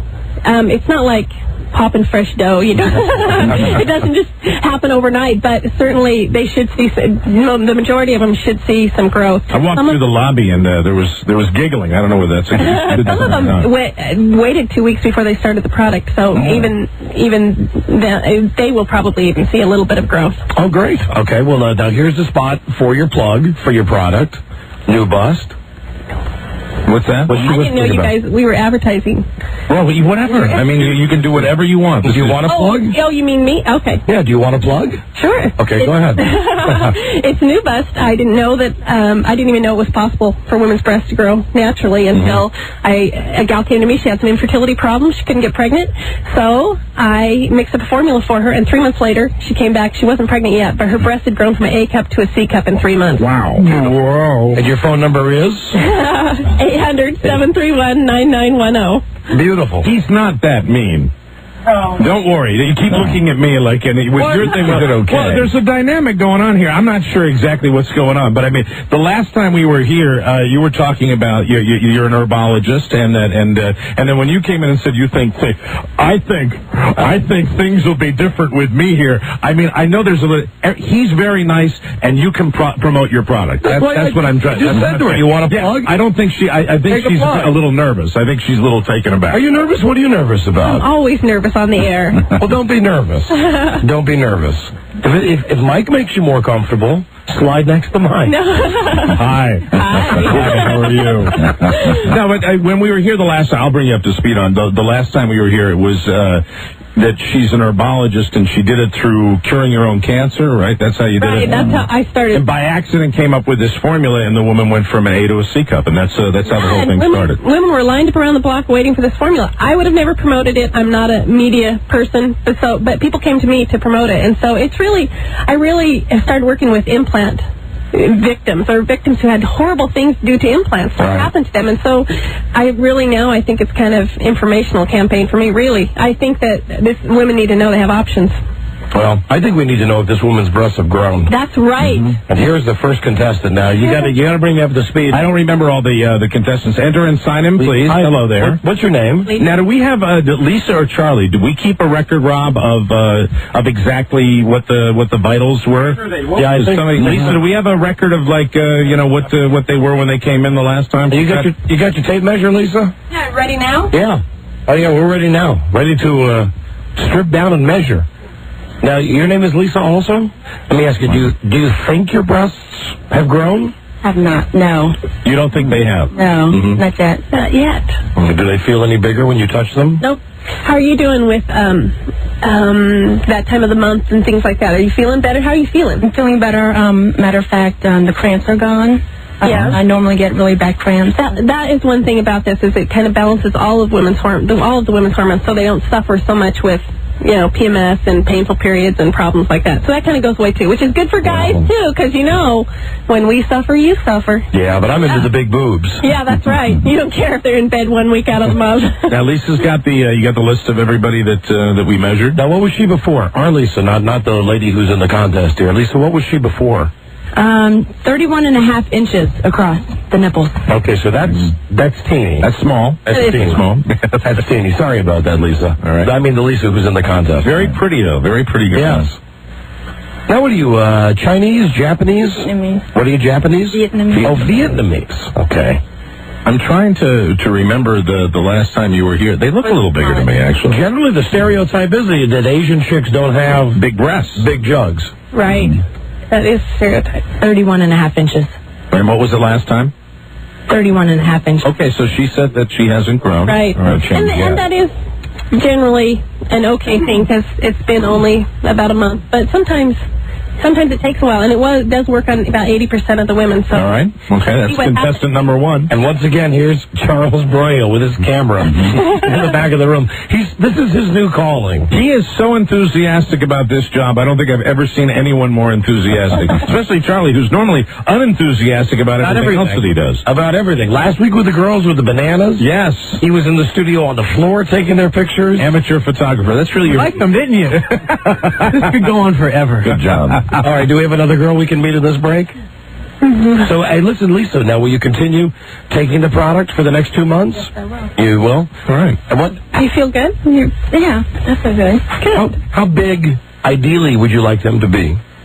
Well, she went from an A to C. I would like to go to a C as well. A C? Yeah. A C. And you're an A now still?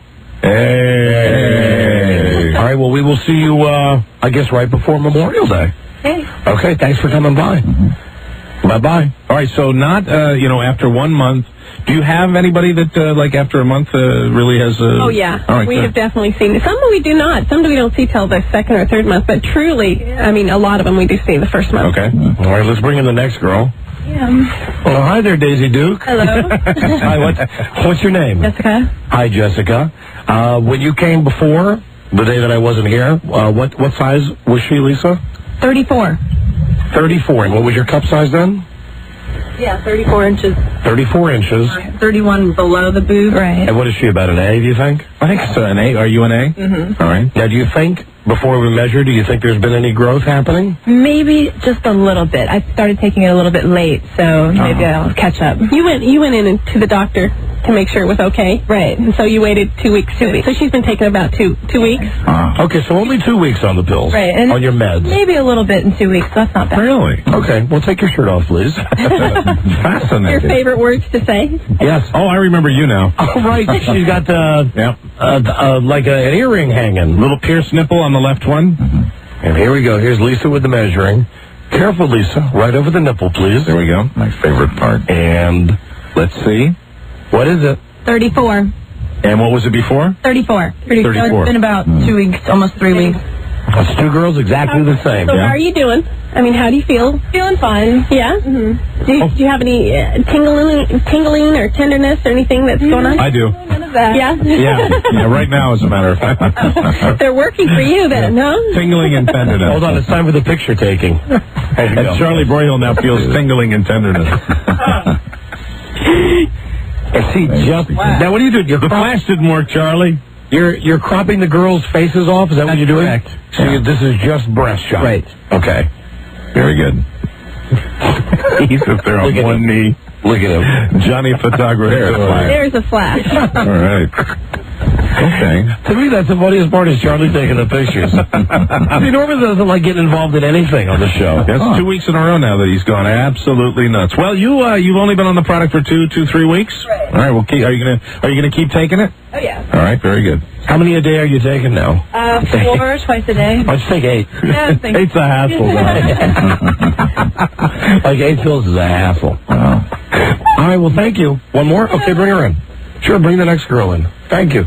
Now, are you, when these girls come in and they're virtually the same after a month, do you feel any pressure? Or are you sure that by next month when they come in, they'll have some growth? I know that whatever they're taking, it's really, really good for them. I mean, the herbs they're taking are very high in nutrients, and it's going to do them good no matter what. And really, we found that it only works for about 80% of the women, so it doesn't concern me. But I think especially, well, at least one of those gals will be growing, I'm sure. Really? Because they are both flat. I mean, they were both real cute girls. Yeah. They're flat-chested. All right. Hello. Hi, Red. Hello, how are y'all? Hi, we're great. What's your name? Amanda. Hi, Amanda. Hi.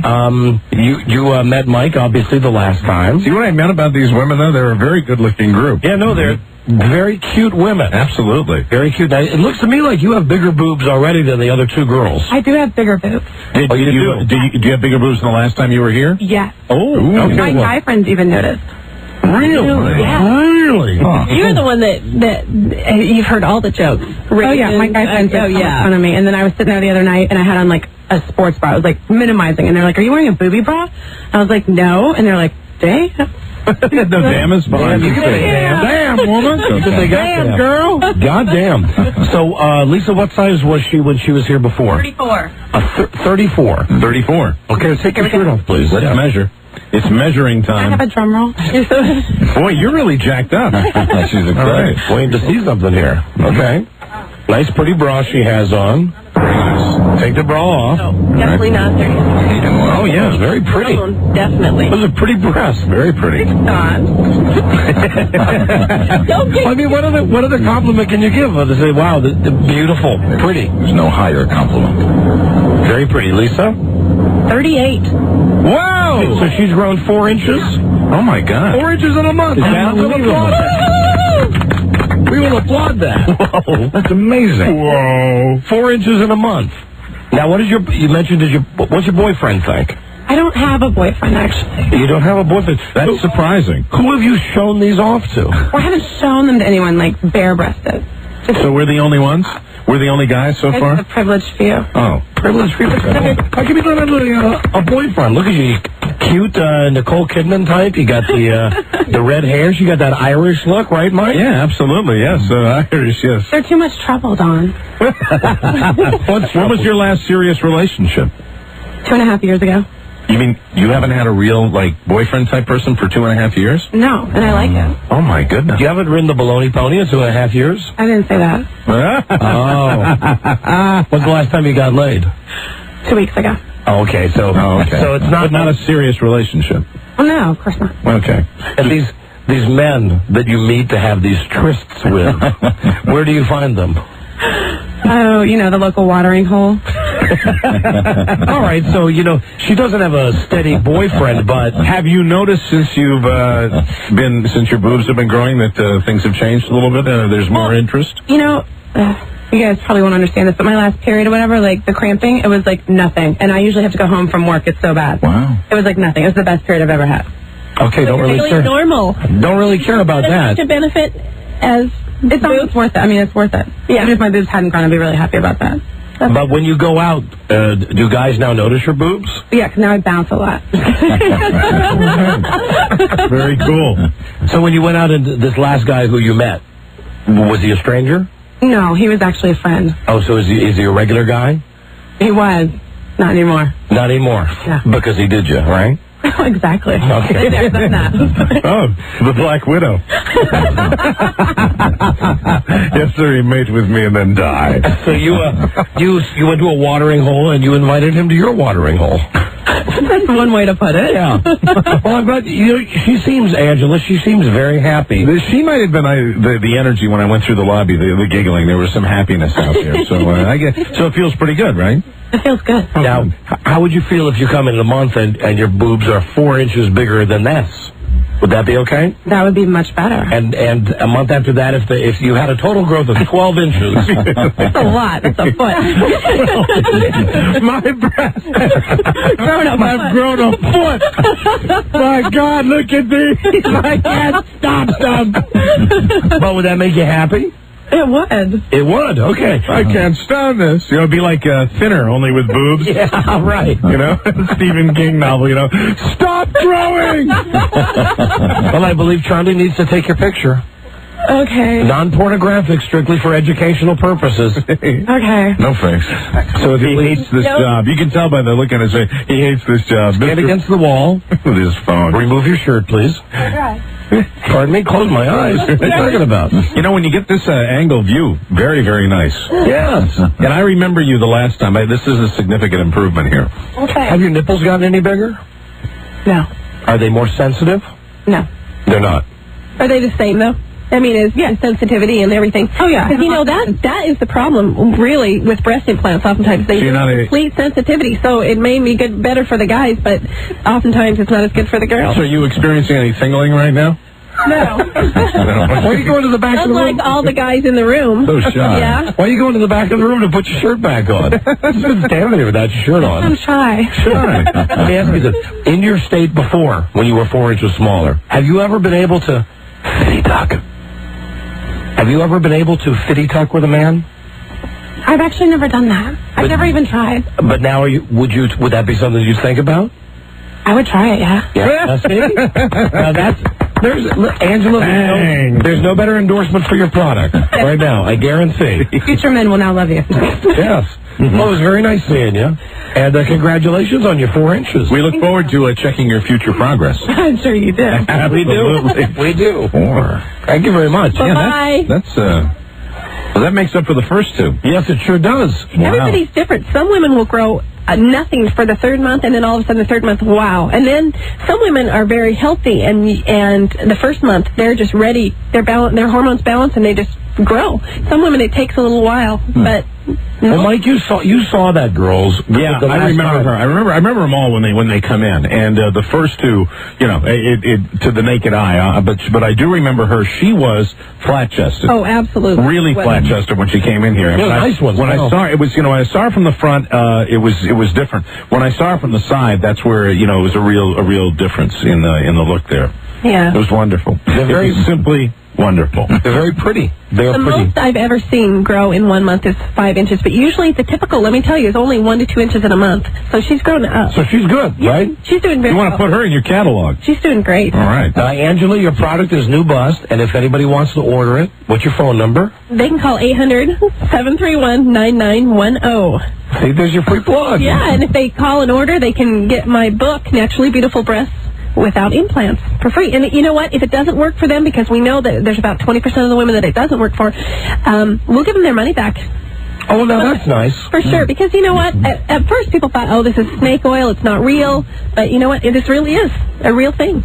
Well, stand up. Let me take a look at you. I mean, if you don't mind. Oh, If you don't mind. Would you turn to your side, please? She has her shirt on. I have my shirt on. I'm a mother of 8. Are you really the mother of 8? You're the mother of 8? One husband, one family. My oldest is 18. My youngest is 1. Oh, my God. So you have 8? You've squeezed out 8 children? Yes, no, all single births, yes. Then I imagine that after 8, your boobs are probably shriveled up like nothing, right? You know what? This has been flapjacks. You know what? But these make your breasts stand up and be perky and say hello. Really? Yeah. Well, stand up again. Now that I realize you've given birth to 8 children. Say hello again. Children. Yes. Look at that. Well, now she has nice boobs. Very perky. I mean, I can't tell. She won't unbutton her shirt. Would you unbutton your shirt a little? Oh, no. That's not my style. Okay. All right, Angela. Not my style. Okay, but I can see that you have bigger boobs. Yeah. Oh, look at, see? Little cleavage there. 18 and 1, huh? 18 and 1. Clear. 7 girls and 1 boy. Oh, my God. Yeah. You must be Catholic, right? No, I'm not. But you know what? We never thought we'd have this many children, but we can't imagine not having them. And we think we're finished, but we have a wonderful family. Wow. Okay. Well, it's been nice. Charlie, there were more girls here, or what should I do? I think there are more girls. There were more in the lobby, Yeah, I think. there are more girls here. Okay, well then we'll do a break. We'll come back and fantastic. More girls will take off their shirts and we will give them the old measurements. Very, very cool. With Angela Harris, who's had 8 kids and still has beautiful breasts. Hey. Thanks to her product. That's right. We will be right back. Number 1, Arbitron rated, the Don and Mike Show. That's right. They're breasts. Big deal. Barons of the Jizz, Don Geronimo and Mike O'Mara. We're back with Angela Harris. 1 month ago today, she was in with a bunch of flat-chested women. Now, to get the final 5 or 6, how many girls did you guys look at that day? I don't remember, Rob. What was the total number of women that we had in here? I don't remember off the top of my head. 6, I believe. 6 total? No, I think we have more than that. There was more. I was thinking there was like 13 or 14. Yeah, I thought we had a bunch of them. We had a bunch of them, a parade of women. And you ended up selecting these women based on the smallest taste. No, these women were, most of them were small-chested. There were very few women that were even average. They were all smaller. And the thing that amazed me, and I kept saying this to you in the office, is they were, good-looking women, as we have seen so far. Yeah, no trolls. They want to have bigger boobs, and most of them want to do it without implants, so that's why they're coming in here. All right. Smart girls. Angela's here. We were just talking about stripper boobs, incidentally. And underdeveloped women that have implants and, that they suffer from PMS. Lisa, why are you covering up? Because I'm cold. I have no problem with that. Hey, Lisa, let me ask you, do you have any motivation now after seeing that last woman to maybe try the product? Actually, you know what? I was trying on bathing suits over the weekend, looking at myself in the mirror, and I'm actually quite content. Have you ever seen a woman like that, Angela? Look at when she talks about her breasts. She touches them. I can't help it. She fondles them. She cradles them. Very comfortable. Well, I'm not the only girl that I know who does that. Even the gal who was just in here, the redhead, she said that she finds herself at work grabbing her boobs because she can't believe it. Well, when we're talking about breasts, it's an interesting subject. It's kind of a natural thing to want to do that. Oh, sure. I can relate. I can relate.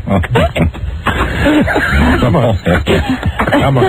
Okay, what you're doing is not what she's doing. I know, and I'm grossing myself out. You're doing something totally different. I am grossing myself out. I'm in amazement. And this is the same guy who a half hour ago was screaming he didn't want to see Tony Soprano doing anything romantic. That's right. What I was doing was not romantic. It was raw. Rob doesn't know. Okay, it was for you, Rob. Thank you, Mike. All right, bring the next girl in, please, Lisa. Another one of our guinea pigs is here. Very good. No guarantee on how big her breasts have gotten. And I think that the pictures will be on www.donandmikefans.com. Fantastic. We'll have a link there, if not the actual pictures, where you can see without the faces. Right. You'll be able to see the girls. Hi there. What's your name? Cheryl. Hi, Cheryl. Nice to meet you. You met me before. When did I meet you before? Like the first time I was here. Before we had some women come in advance. Right. Sorry about that. Okay. How are you doing? Very soft. Interesting energy there. Yeah. Wow. Step up to the microphone a little bit more, Cheryl. So should I take it off? Yeah. Well, what was your? Let's get your stats before. What were you before, Cheryl? Do you remember? 31. Have you noticed progress? I think so. I think they're a little bit more fuller. I'm not sure if I actually grown, but they do feel fuller and like heavier. That is, for some women, they fill up at the top. They don't really grow, but they don't have that saggy top at the top part. I know. That's why I'm taking the product. Yeah, they fill up. Yeah. Mm-hmm. You want full. I want full. But I don't want saggy. Yeah. There you go. No, be honest, I don't want saggy. I understand. But Don doesn't want saggy. Yeah, well, I mean, I want to look pretty for you when I'm doing this show. You're a pretty girl. And you do. Thank you very much. You look pretty. I appreciate that. Well, yes, please take your shirt off. Okay. Please, please, for goodness sakes, take your shirt off. Lovely little black brassiere. And wow. Boy, now I remember you. You have filled out. Damn, you filled out a lot. You undersold it. You're a modest person, aren't you? Because you definitely undersold it. Do you remember her? Remember. Dare I say this? The perfect nipples. Yes. Bravo. Thank you. Really? Look at that. Whatever the measurement is, the look is different. Will you turn to the side, please? The look is different. Yeah. Look it from the side. Mm-hmm. You know what? Let me just. You know what this is? Yes. This is an eraser head. It's been worn down, Don, though. It's been worn down to the nub. Find one that's fuller. Need a fresh one. Fuller, firmer. I don't have a fresh one. I understand the illustration you're about to. Her nipple, though, is bigger and fuller and rounder than this eraser head was in its prime. Which I think means more applause. Yes. Bravo. Amen. Yes. You know what? It's almost like a preschool pencil eraser. You know, with the bigger pencils for smaller hands? Yes. Right. Yeah. It's not approaching the kind of eraser that you actually place over the pencil. No. But I know what you're talking about. Maybe the red number 2 pencils. Right. I am getting such an education, you guys. Wow, she's got some nice looking breasts. This is a difference, and it's subtle, but it's noticeable. Were your nipples this big before? Remember you said something about I had big nipples before. I did. Yeah. I don't think they're that big. No, they're very nice. There's nothing wrong with having big nipples. Now, what do we have an increase there, Lisa? What's her current size, Lisa? She was 31, and now she's 32. That's an inch. One There inch. you go. 1 inch, but wow. Make sure. Okay. That doesn't seem right. It doesn't seem right? Yes, check again. Please do. Take your time, Lisa. 32. 32, so it is only one. Time for a photo. Which is typical. The 1 inch is usually typical. Tell me how you're feeling. Oh, I'm feeling pretty good. I don't have PMS as much. Less PMS. I'm telling you guys, that is the benefit for you guys. You know, I understand now when you say infomercial, because when they're saying this, but it sounds like one of those studio, like, rehearsed things. But, I mean, the thing is that this is, you know, the first 2 people came in, there was no change, but they all have said they feel better, which is cool. Charlie, can I see the picture? Is that a digital I'm waiting for a British guy, like, with suspenders to come in and go, it's absolutely amazing. They have improved their health and their breasts are larger. Okay, not that I'm obsessing here or anything. You know, I think Charlie enjoys the fact that we like his photographic work. That is a fine picture. Charlie, I would urge you to move in for a closer shot, though. Should we take another? Yes. I think you should. All right, here we go. My face in that. I really think you should. Now, while the other woman had 4 inches, this 1 inch is still significant. You bet. Yeah. It is significant. And Charlie's taking a much closer photograph. And you can tell a difference by looking at one inch. Nipperific. Really. And there's the new picture. The new up-close and personal picture. Cheryl, you're very satisfied so far, aren't you? Very happy with this. I'm very happy with it. Now, have guys is there a guy in your life? My husband and my son. Ah, well, okay, let's keep your son out of it. Please. I feel like I'm watching HBO last night. Has your husband noticed the difference? Yes, he has, actually. But at first, like, the one side was getting bigger than the other, and he was like, hey, there's something happening. You know, he's like, that one side is bigger. And then it evened out, though. So your husband's pretty psyched? Yeah. All right. Yeah, you want to see a nice picture of her Christmas card, Mike? Take a look at this from I do like Charlie's work. From the digital camera. Did you take a picture of him before? Yes, I did. You did? Yes. Hey, that's cool. You know, that's what I like. No, I like the before and after. No need to do it again, Charlie. Although I know you were looking forward to it. It was nice seeing you again. He's an expert photographer. And we'll see you in 1 month. Nobody takes pictures of boobs like Charlie. Really, you could see that on doctors' offices. That could be in a medical textbook. All right, and let's meet our next gal. This is the Elizabeth Shue look-alike. I see a difference already. Right. Yeah. It might just be my bra. Really? Okay. Hi there. What's your name? Elizabeth. Elizabeth. Hi. Do you think you've grown at all in the last month? My husband's noticed, and I think I have too. I think I have. I feel a lot more fuller. More full. Really? Well, why don't you peel that shirt off? Lisa, what were her statistics prior to... 32 and a half. 32 and a half. All right, very good. What's the need for small talk? Take that blouse off. I told you. Yeah, no. These girls... I didn't oversell it, did I? No, these girls are pretty. Mm-hmm. These are not like the girls that win our big breast contest. Yes, you've grown. I can tell by looking at you. A couple of weeks ago. Yeah, I think so, too. Mm-hmm. No, your boobs are nice. I don't want to smush them. Yeah, we don't want any paper cuts. Having not seen them before, I could just say they're nice. Mm-hmm. Nice. 33 and a half. Whoa! So how much growth is that? 1 inch. Oh. 1 inch. What now? You were going to say something? What's that? For 1 month, that is normal. That's a normal growth. Hold on. Charlie Brohill needs to take your picture. I'm close, right? I'm close. Now, we should point out that on the website, these are all going to be generic pictures of breasts. Yes. No, You'll not be seeing faces. No, yes. But trust me, you'll know the girl with the perfect nipples when you see that picture. Not that yours aren't bad. Yours are nice and pointy. This is fascinating. Yeah. It's wonderful. I'm really glad it's successful. I'm really glad that women are having success with this. Did you have doubts? Well, yeah. I had big time doubts. I mean, you said snake oil. You mentioned that before. Yeah. I mean, when you were first here and we were doing this, it was, I was kind of into the fact that women were taking their shirts off. Hey, other than that, I had doubts when the first two girls came in, and there was no change. Right. Yeah. They both still look like olive oil. Hey, bigger boobs for America. It's true. There you go. Yeah. And do you feel better too? Hey, hold on. Yeah, don't run out of here. I am actually interested in that. Yes, actually I do. All right. I don't notice a big change in my health or anything. Right. Yeah. Well, screw your health. Do you like your boobs? Well, I mean, yeah. And how about like PMS and stuff like that? I've only had one, and I started it the day that I started actually my cycle. So I haven't noticed anything like that. Right. Have you been taking it the 4 weeks? Yeah, I still have a week left on my first dosage. So with this product, there is the outside chance that less men will be stabbed in the temple with an ice pick.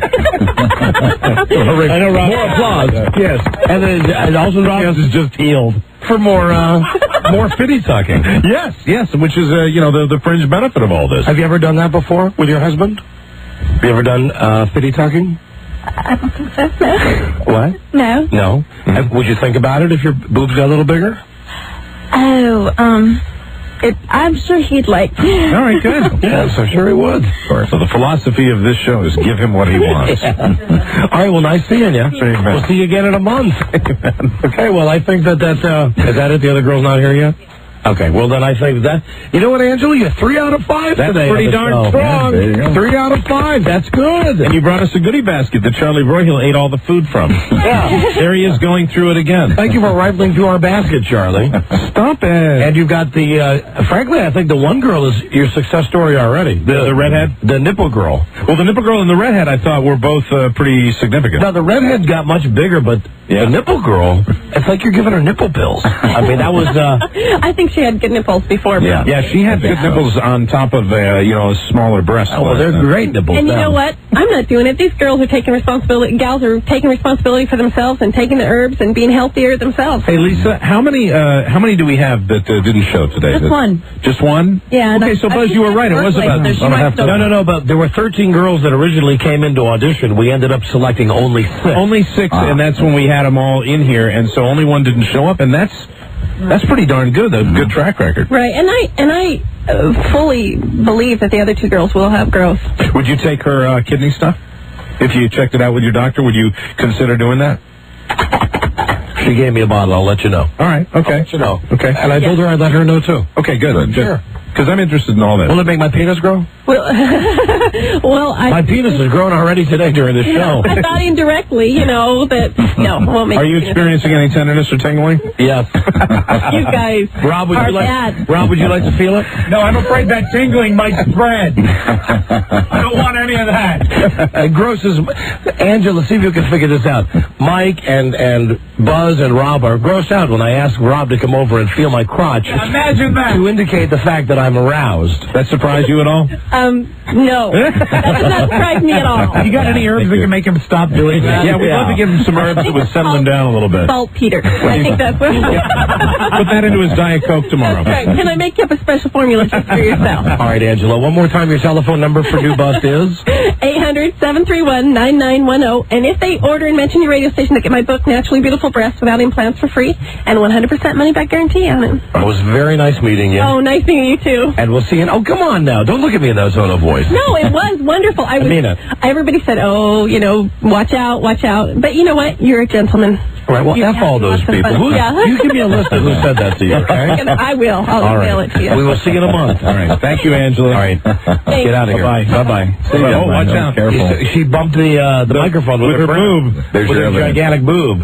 Bye-bye. Bye-bye. She said 18 kids she's had. 18 kids. That is amazing. Excuse me, 8 kids. 18. They go 18 was last night on HBO. 8 kids. The oldest is 18. The oldest kid is 18. Right. Is she nice? Yeah.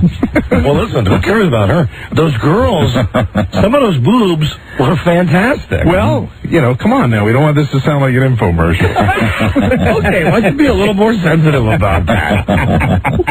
That's me, just one big shill. We're actually going to bring in some, Paul Popeil will be on the show next week. Okay. The next time Don's sick, we're going to have Paul Popeil come in here, and I'll be doing, what's that? The food saver. The food saver. That was bubbling underneath the whole time we were doing that, right? Yes, I am. You know me, I'm Mr. Sensitive. Okay. Absolutely. Well, that was good with those girls in there. Nice. Well, the thing is, the women are so good looking. That's what makes it fun. Yeah.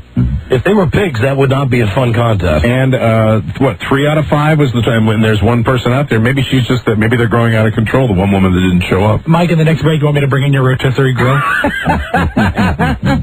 right, that's both you guys. We got a break, and we'll be right back. Number 1, Arbitron rated, the Don and Mike Show.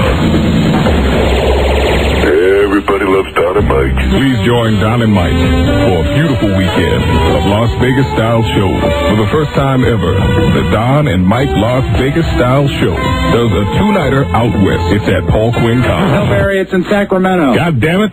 I'm cutting the f***ing spot, Tony. Let's try this here again. One more time. This Friday at the Sacramento Valley Amphitheater at 8 p.m. and on Saturday the 28th, the very next night, they perform in Reno, of course, at the beautiful Silver Legacy Resort Casino City Center Pavilion. It will be one hell of a sexy time, and ladies are always welcome. Stay tuned to your local Don and Mike Love Network affiliate station to find out how to get your tickets now. Barry, that was great. Fuck this shit, Tony. I don't need this bullshit. They try their damn dead. Don Geronimo and Mike O'Mara. Yeah, baby. All right. Friday night, Sacramento Valley Amphitheater. Saturday night in Reno, downtown at the Silver Legacy Resort Casino. It's our West Coast tour. Yeah. 2 big shows, Friday night and Saturday night. Both shows start at 8. Don't cost nothing to get in, and please come on by. All right, we're going to have a great time. We are. Good road trip this time. Real, something we've never done before. We've never flown all the way across the country and done 2 Las Vegas style shows back to back. Who knows what type of toll that will take on us? Do you want to know how queer we are? How? We've really been talking like we're really going out on tour. Mm-hmm. Right. Because Friday, with the time constraints, we're not doing a radio show Friday because we have just enough time to get up and leave on Friday morning and fly to Sacramento. Right. Do the live show, then go over the mountain to Reno. We're flying in like rock stars. Yeah. It's weird. and with the venue in Sacramento, I know it's on all of our minds. I mean, I'm constantly thinking about the fact 17,000 people. 17,500 people, and we'd like to fill it. We'd like to have it packed. That's pressure. It's a lot of pressure. That's tough. I mean, otherwise it could be like when I went to see Right Said Fred in concert once. And there was like 300 people in a 3,000-seat arena to see Right Said Fred. Yeah. But we're not going to have, for anybody that's looking, that's been to the show before, there will be no new props. Yeah, right. No, same old Joe. I'd like to have, something that they can bang on. You know what I mean? That's it. That's all I want. Because the last time, remember when we did it the last time, we needed a particular prop, and, there was nothing. Well, I don't think we have any props this time either. Yeah. I won't do that. I'm going to have to hold back on all my, my need of having prop meetings and things like that. I'm not going to, I won't do that because it's useless with our merry band of mutineers here. No, it'll be what it always is. It'll be you and me out on stage, what it always is. What's Rob talking about? Rob was kind of giving me a friendly wave, he'd accept the prop meeting. I'd go. I'd love to go to a prop meeting with you. Prop meeting. We'd have on smoking jackets. Yes. Talk props. I think we give the folks what they've come to expect, especially out there. I think it's going to be a lot of fun, and I'm really looking forward to doing it. Be great shows. Are you guys going to use any different makeup because it's such a bigger venue? No, we'll probably dress the way we always dress, in the same, the same foundation with little rouge for me, and of course Dom with is it going to be the gray eyeshadow again? Yes. Well, that's what you like. I like that a lot. I really do. Act 2, you're going to be doing the kabuki makeup, right? Yes. Your tribute to Japan. Hello. Yeah, hello. Yeah, Don and Mike show. Hello. Yeah, hey, the rouge and gray eyeshadow gods. Right, hi. Just wanted to make a point about the Sopranos. Remember, Christopher, he didn't buy the Crazy Horse. He actually won it from that bet that guy he lost. Well, the guy had a gambling debt. I don't know whether he specifically lost it to Christopher. Right. And he took it over, and his wife took it over. Yeah, no matter how he got it, whether he bought it or he got it in a gambling debt. Moved in like they did with the sporting goods store. That's what happened. He gave it to what's her name? What's his Adriana? His name Adriana. Yeah. Adriana. Yeah, she did have the Sopranos, didn't she? The Soprano family. Well, she did Paulie Walnuts. Isn't that what we think, that she did Paulie Walnuts? Yeah, there's been a hint of the fact that she slept with Paulie Walnuts. Right. On his cot in his one-room efficiency. Hello, Don and Mike show. Radio Legends, how's it going? Hi, it's going great, thanks. Hey, I understand you guys coming to my hometown. Where's that? Portland, Maine, May 11th, State Theater. Yeah, Jesus Christ, listen to the schedule we have. We're the hardest working DJs in show business. Not that we're complaining at all, because it's great, but listen to what we're doing. This weekend, West Coast, Sacramento and Reno. Next week, New York City. The week after that, we're going to Portland, Maine, do a live show from WZAN, do a Las Vegas-style show. Right. The week after that, we're going to Ocean City, Maryland, do a show at 96 Rock, and then we're going to be doing a live show at the Rusty Rudder, all right, up in Rehoboth, or Bethany, wherever it is. And then the week after that, we're going back to New York to do more WNEW stuff. Incredible. Yeah. I don't think we've ever traveled this much ever. I don't think so. Either we're going to have the most fun we've ever had, or after, halfway out to Sacramento, we're going to start killing each other. I bet we have more fun. I think we're going to have a lot of fun. I think we'll have a lot of fun throughout. I think it's going to be fantastic. I'll be at the show regardless. I just have one problem. What's that? I had scheduled a big state inspection with state officials for our program that I run. Oh, we should cancel the show. About 20 people. Well, we should cancel the show then. No. I'll be there. Okay. So I've already had my shirt made up. It says Mike Ox fit for governor. Okay. Goodbye. Thank you. Goodbye. Big fan. Hang up. No. Yes. It had nothing to do with our show. It was the world according to him. Right. Hello, Don and Mike show. Hello, Joe here, Don and Mike. Can I wear a high drag to the Las Vegas style show this time? Oh, yeah. Are you coming to the West Coast, Joe? Yes, I am. Don and Mike, Hobo Joe here. I'll be in Sacramento and in Reno. Very good. That's fantastic. Are you planning to have lots of gay anal sex out there? Well, I have had a lot of dates already asked when I'm online talking to folks. They said, are you coming out and when are you coming out? Joe, I keep telling you, beware of the online dating, Joe. I know. I told him, I said I would be too busy. I can't do it. Are you really thinking about coming on stage in drag? I've thought about it, just to do something different. Why don't you, Joe? The only thing I don't do makeup well, but I'll do the best I can. Well, you should do it for both shows. You can't do it for Sacramento and not do it for Reno. Well, I'll see what I can do for you guys. Hey, you know what? I bet Lisa could do your makeup. Oh, is she coming out? Yeah. If she's coming out, then she can do my makeup. Well, somebody could do your makeup. Well, yeah, I think Charlie Broyhill. Oh, there you go. Yeah. Charlie. Big lips. Hey, Joe? Yes, sir. You just call him Jew? Yeah, he's you're not Jewish, are you? No. Joe? Okay. I'll do your makeup. You'll do my makeup? Yeah, I do it all the time. Okay, I'll bring it with me then. Hey, it's too bad we don't have some Jewish gay guy. There's a homo Jew. They have homo Jew and homo Joe. Well, maybe we'll just have to get Joe to convert. There you go. I can convert. There you go. That would not be hard. And any of you Jewish guys who are in the Army, be G.I. Jew. So, I'm looking forward to having lots of fun out there, guys, and I'll bring lots of cocktails and do a nice table set for you, like I did last time. Excellent. And you can get a mobster, Jew Pesci. Yeah, Jew Mama. be a whole different thing. A new spin on the Jewish mother. Right. Absolutely. Jew Mama. All right. Hey, Joe, listen. Real quick. Let's do a bet among us. How about $1? Everybody up for a $1 Very bet? good. Yeah. Oh, the last time Joe had gay anal sex? All right, I'll say maybe 2 days ago. I'm going to say yesterday. Oh, Mike has Saturday. I have Sunday. I'll say Friday. Friday. Are you okay, Buzz? Yeah, I just choked again. And Robbie, you went in? Yeah, Sunday morning. Sunday morning, Robbie says. I'll say Friday. All right, Joe, when's the last time you had anal sex? It's been dry times. It's been last Friday. A week ago Friday? Week ago Friday. Wow, we all lost. Wow. We're all big losers. We each owe Joe $1 now. Oh, absolutely. That's probably the first in a long time, but I had this cold, so you know how that goes.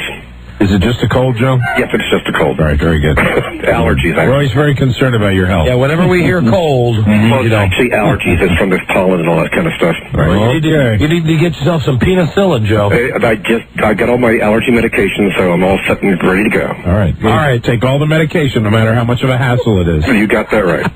All right, Homo Jew, we will see you out in Sacramento on Friday. Okay, see you then, guys. All right. Bye-bye. Well, that's good. I'm glad that, one of our revelers is coming out there with us. Excellent. And don't forget, Dennis is coming, too. Dennis is coming. Is Cheryl coming out there? The Big Dyke? I don't know. She, to be a complete show. Yeah, it we would be need nice. Cheryl out there. She's not a big traveler, though, is she? I don't think so. Hello, Don and Mike show. Why is that funny? I don't know. Hello. Hello. Hello, you're on the air. Yes, sir. Hey, I hope this has no bearing on your travels up to Portland, but just a little warning on the sense of humor up here. I called into one of those make a comedian laugh contests on the local radio up here, and gave them the joke that got you guys. Which one? The Christopher Reeve. Which Christopher Reeve joke? What's black and sits at the top of the stairs? Christopher Reeve? After a fire. Right. Yeah. Right. And you can call different radio shows and you won't get the same response. I mean, what were you calling? Were you calling like a morning zoo show or something? Oh, yes, the Wacky Morning Zoo, and it was make a local comedian laugh.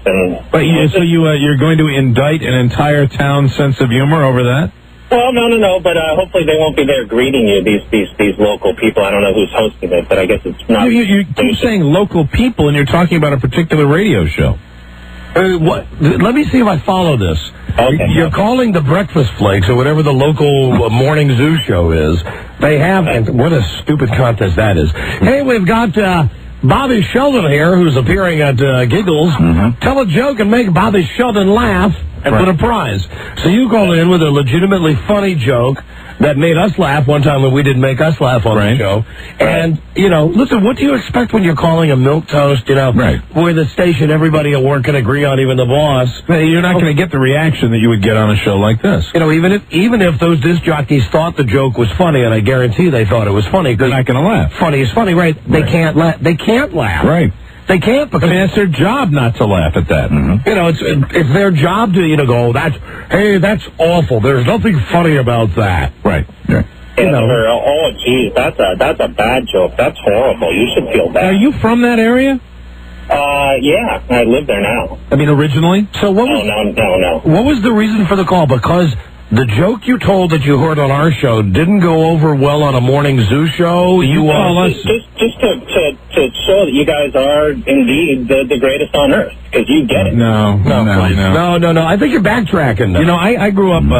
Half my time I would be up in pain, and let me tell you right now, the senses of humor up there are very much intact. I think that's a reason the show does as well as it does up there. I mean, really, it might just be you, sir. There is the dark side up there. That is an possibility. I mean, we do well up there. That's why we're going up there. You kill, I'm sure. But I mean, you told your joke didn't go over. I think I got off on the wrong foot. I apologize. Well, you called the wrong show with that joke. You don't say, "Hey, the people up here." That's the way you put it. You called a douchebag and douchebag in the morning, doing the Happy Good Morning Breakfast Flake show. Please. Right. Instead of the story. Wrong audience. All right, thank you. Okay, bye-bye. And next time, call with the joke I had today about the people that were in that airplane that was shot down. But they were in the missionary position. That is awful. That's a funny joke. That's a joke. Hello, Don and Mike Show. Yeah, you've got the Bath Crystals KBTH Wacky Morning Show broadcasting from the bathtub. Looking to call in and give us your funny jokes this morning. Are you really? Hey. KBTH, Hey. Broadcasting from Hey. Yeah. Hey, listen. Go ahead, caller.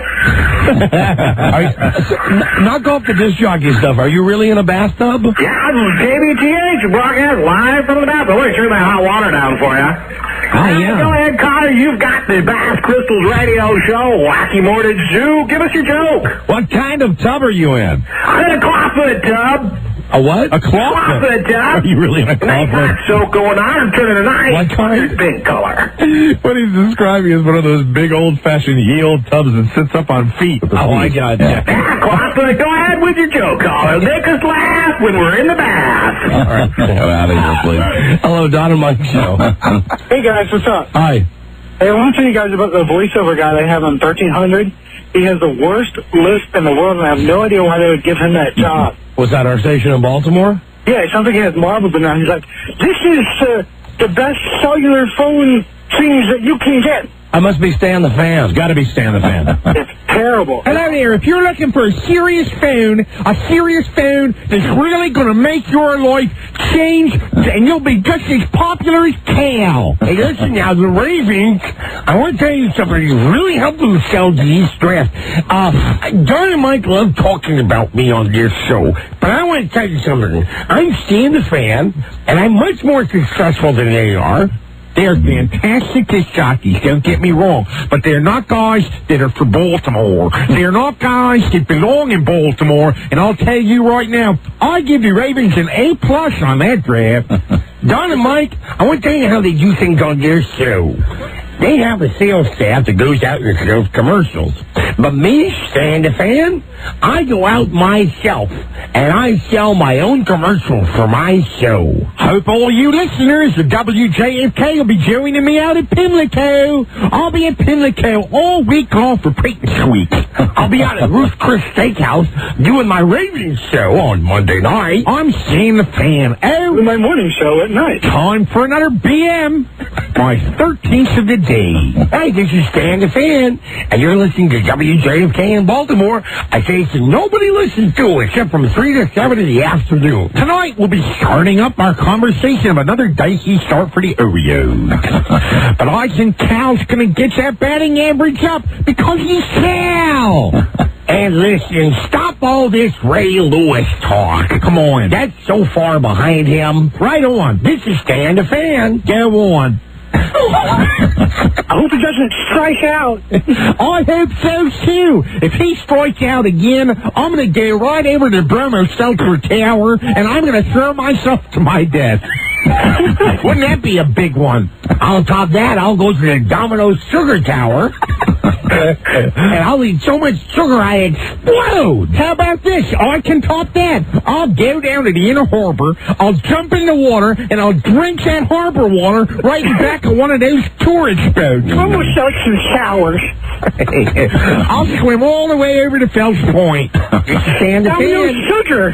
This is Stan the Fan. From anybody does it, let me just hip you to this. There's this guy in Baltimore who's on after us. The guy has the worst Baltimore accent and a lisp, and he's Stan the Fan. Tonight we'll be talking about all sorts of horse jockeys. Who is your favorite jockey for the Preakness? Pat Day. Yes, sirree. I'll tell you, Angel Cordero. This portion of Bowling Scores is brought to you by English's Fried Chicken. Over the weekend, Mike Elsie from Fairfax, Virginia had a 267. When the Fan family goes down the ocean, we always stop at English's Fried Chicken. It's the best chicken in town.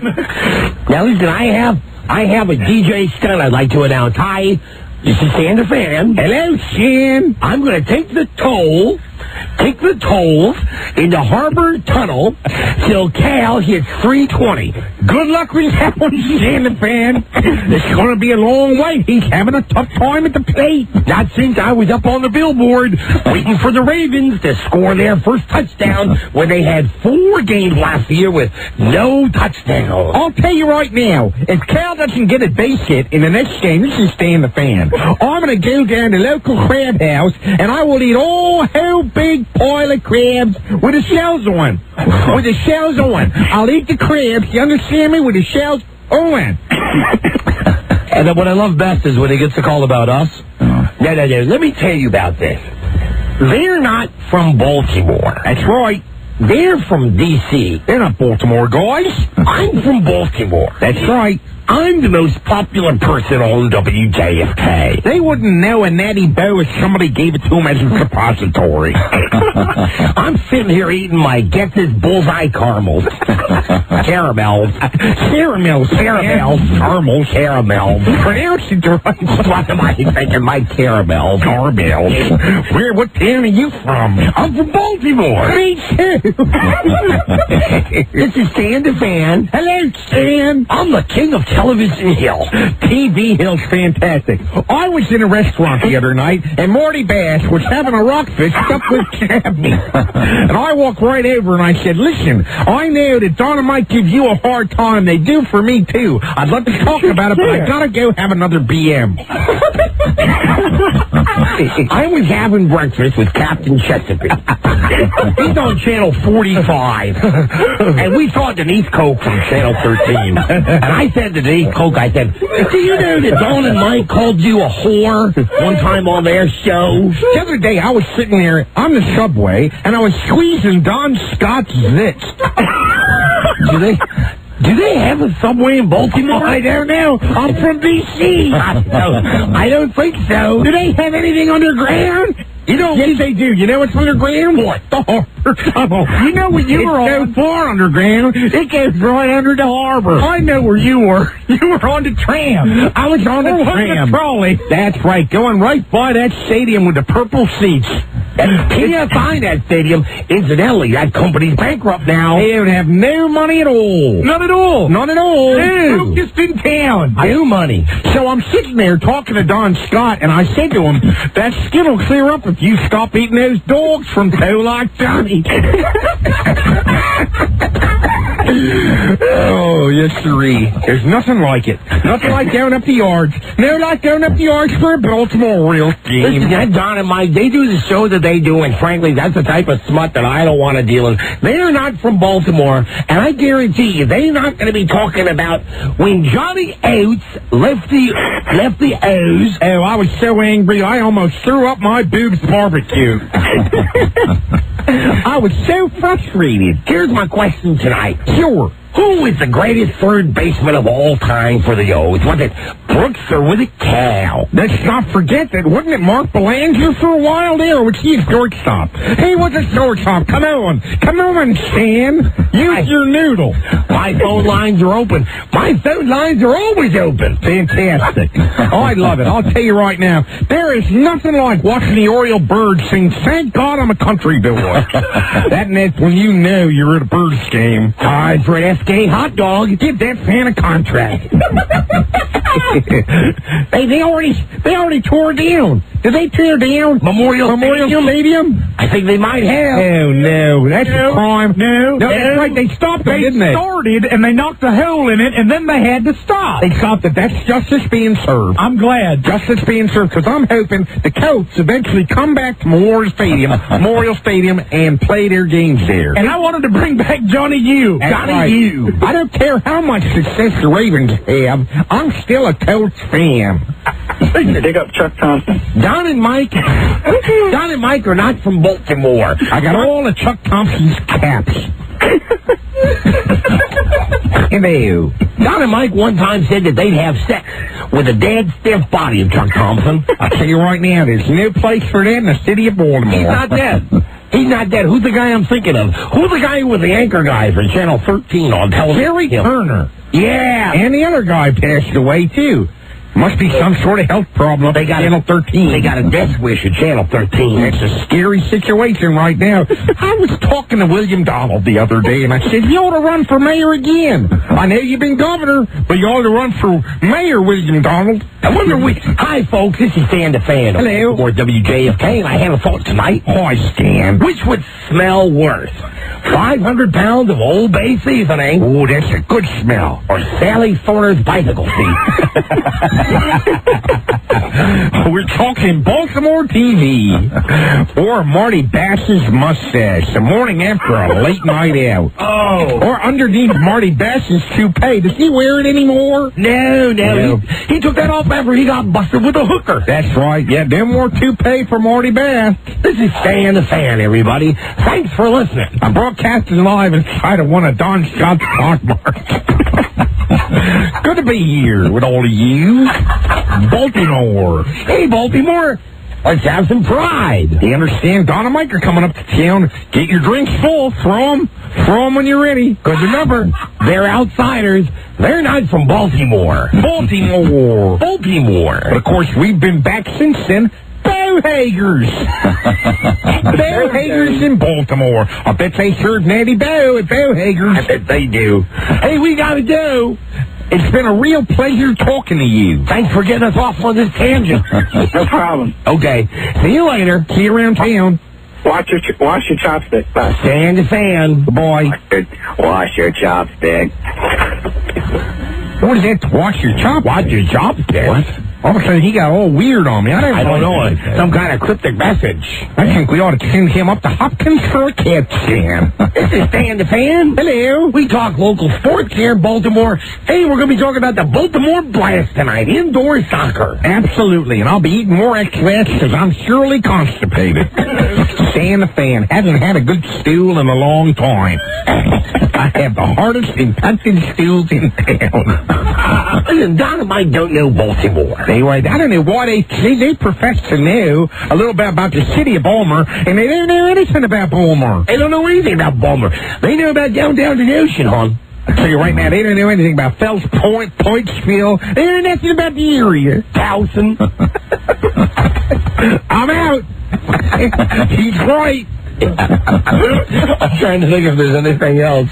That's about it. I tell you, we've exhausted our supply of Baltimore knowledge. I think we have, Stan. Myself, Paper Law, County Memorial, Camden Yards. Hold on. Inner Harbor. Hold on. You got one? How about Dundalk? Dundalk. Yes, sir, we have. Can we skip that one? D.U. in Dundalk. Fantastic. And one more good one. Gotta go up north. Timonium. Don't forget right in town. Utah Street. Utah. Oh, that's right down by the Inner Harbor. E-U-T-A-W. It's spelled Utah Street. Utah. Utah. Stan the Fan. You're on Utah Street right outside the Inner Harbor near the convention center. My show comes on every night at 7 because I'm important. I'm Stan the Fan. That's right. I'll preempt those bastards from D.C. and I'll have a Podlock Johnny half smoked. Thank you. I think we should on a show that maybe 5 people are laughing at right now. Well, I certainly hope that the city of Baltimore is enjoying this right now. Yes. They did. I'll be at the ESPN zone, right by the old power plant. Boy, all those newfangled restaurants, why they gotta bring those in there? Just keep the same old places that are over in Little Italy. See, at the National Aquarium. Another reason I'm proud to be from Baltimore. Absolutely. Fantastic.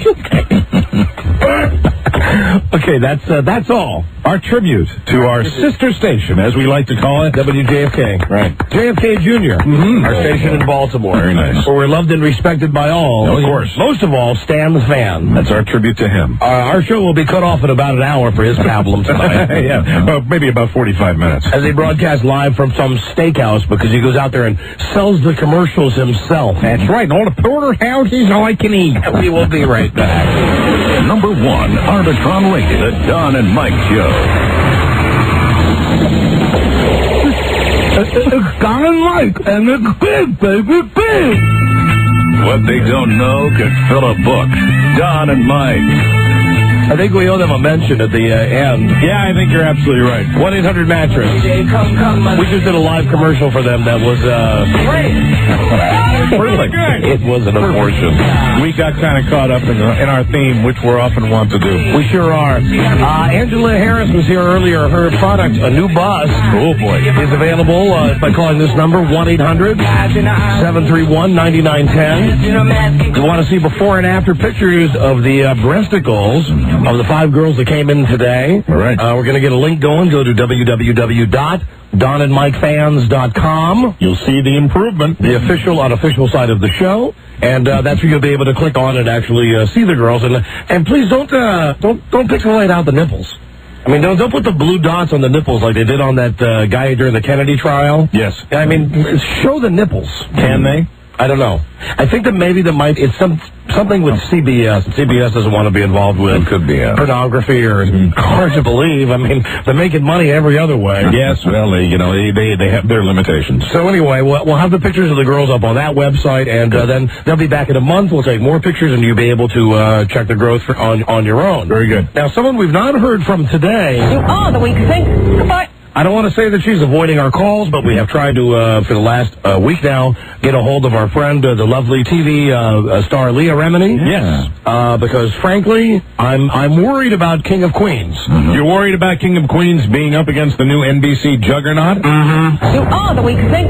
Goodbye. Boy, they do throw everything at that show, don't they? Yeah. I mean, it just seems that Kevin and Leah, struggling away at King of Queens, and they go up against ABC and NBC. They throw their heaviest material at them. Yeah, they were one of the first victims of Who Wants to Be a Millionaire. Right. And now that King of Queens is starting to be a regular in the top 20, I think it was like the number 13 show 3 weeks ago, all of a sudden comes this... Oh, the weak thing. Goodbye. And, these shows, when they make their first splash landing, they get a lot of ratings. And, frankly, I just wanted to talk to Leah. She's very honest. She's very upfront to get her feelings. I don't doubt that she is feeling a little worried about the challenge from this new NBC show. And, frankly, I was hoping we'd be able to draw her out of her shell and get her to say some bad stuff about the lady Ann Robinson, who's the host of The Weakest Link. I'd take Leah in a prize fight between those two. Oh, yeah. So would I. Absolutely. Absolutely. What about Jerry Stiller versus Ann Robinson? I think Ann Robinson probably kicked Jerry Stiller's ass. But we've not heard back from our friend Leah yet. That's sad. Although I don't think that... Charlie Broyhill is the go-between there. Right. I don't think he has called and put it exactly as I've put it. I don't think he's called and said, hey, how do you feel about the new show up against you? The hottest show in the history of the world being on against King of Queens. Now, how many times? They ran it, 3 times last week? Yeah, right? and the ratings got bigger every time. Oh, boy. And now the regular slot is going to be tonight, Monday night, 8 o'clock. So it'll be on once a week against King of Queens. Yes. Right. Absolutely. Every week. It's a lot of pressure. But, King of Queens has been in that Monday 8 o'clock slot for, 2 years? At least, yeah. 3, I think. 3 years, maybe. Mm-hmm. Maybe so. But if I'm NBC, I put it there. Right. It goes against Boston Public. Who watches that show besides Buzz? And tonight, there's some stupid movie on ABC, Kiss My Act, with Cameron Manheim.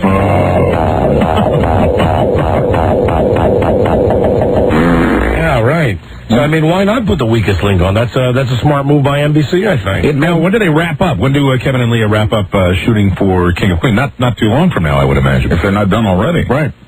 What, Robbie? I would have to assume they're already done, because don't they normally air the last at the end of the May sweeps, right? So perhaps it's a summer hiatus for King of Queens, and Leah might have other projects she wants to talk about. Well, I think they've been renewed. I think they're going to be at least they're going to be on. It'll last through next season. You can tell by the production values of that show that they are, putting more money into the show. They're doing more high budget stuff. Yeah. So I think they're doing fine. And NBC could move The Weakest Link. They want now to put it on against Millionaires so they can kick Regis's ass. Mm-hmm. Well, I love it when you say kick ass. Thank you. No offense to Leah or Kevin, but if I was NBC, I wouldn't move it. Yeah. I'd leave it right there, right where it is. You think it's going to knock off King of Queens? Mm-hmm. All right, I'll tell you that. Don't you tell her that. I'll deny it. I'll swear I'd never said it. I wouldn't do that to you. You are the weak thing. We're always very competitive when it comes to the three of us. And I include Charlie Broyle in that trifecta. Yeah. You know what? As a matter of fact, forget you. Yeah. He's probably already on the phone with her right now. Don says Weakest Link's going to kick your ass. Hello. Don and Mike show. Hello there.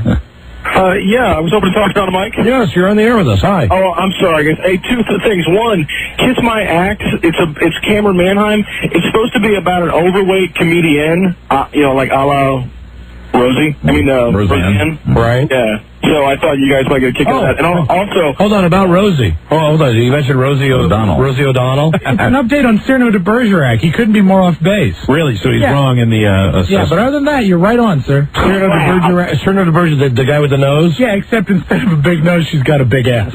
Oh, all right. Okay. Well, can I do something else real quick? No, hold on. I want to talk about Rosie O'Donnell for a second. And her staph infection? Her hand? Yeah. That. I saw today on Inside Edition, I think, the funniest picture.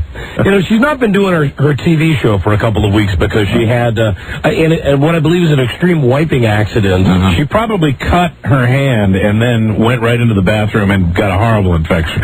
She cut her hand on one of her anal hairs when she sits back there because they're very sharp, Rosie O'Donnell's anal hairs. Yeah, it's like piano wire. And her butt is loaded with thick, coarse hair that can cut flesh. Oh, it's like a Brillo pad down there between her butt cheeks. Yeah, and she's never taken our advice to use the tongs. The tongs, the salad tongs. Right. So, yeah, here's the sound of Rosie wiping herself.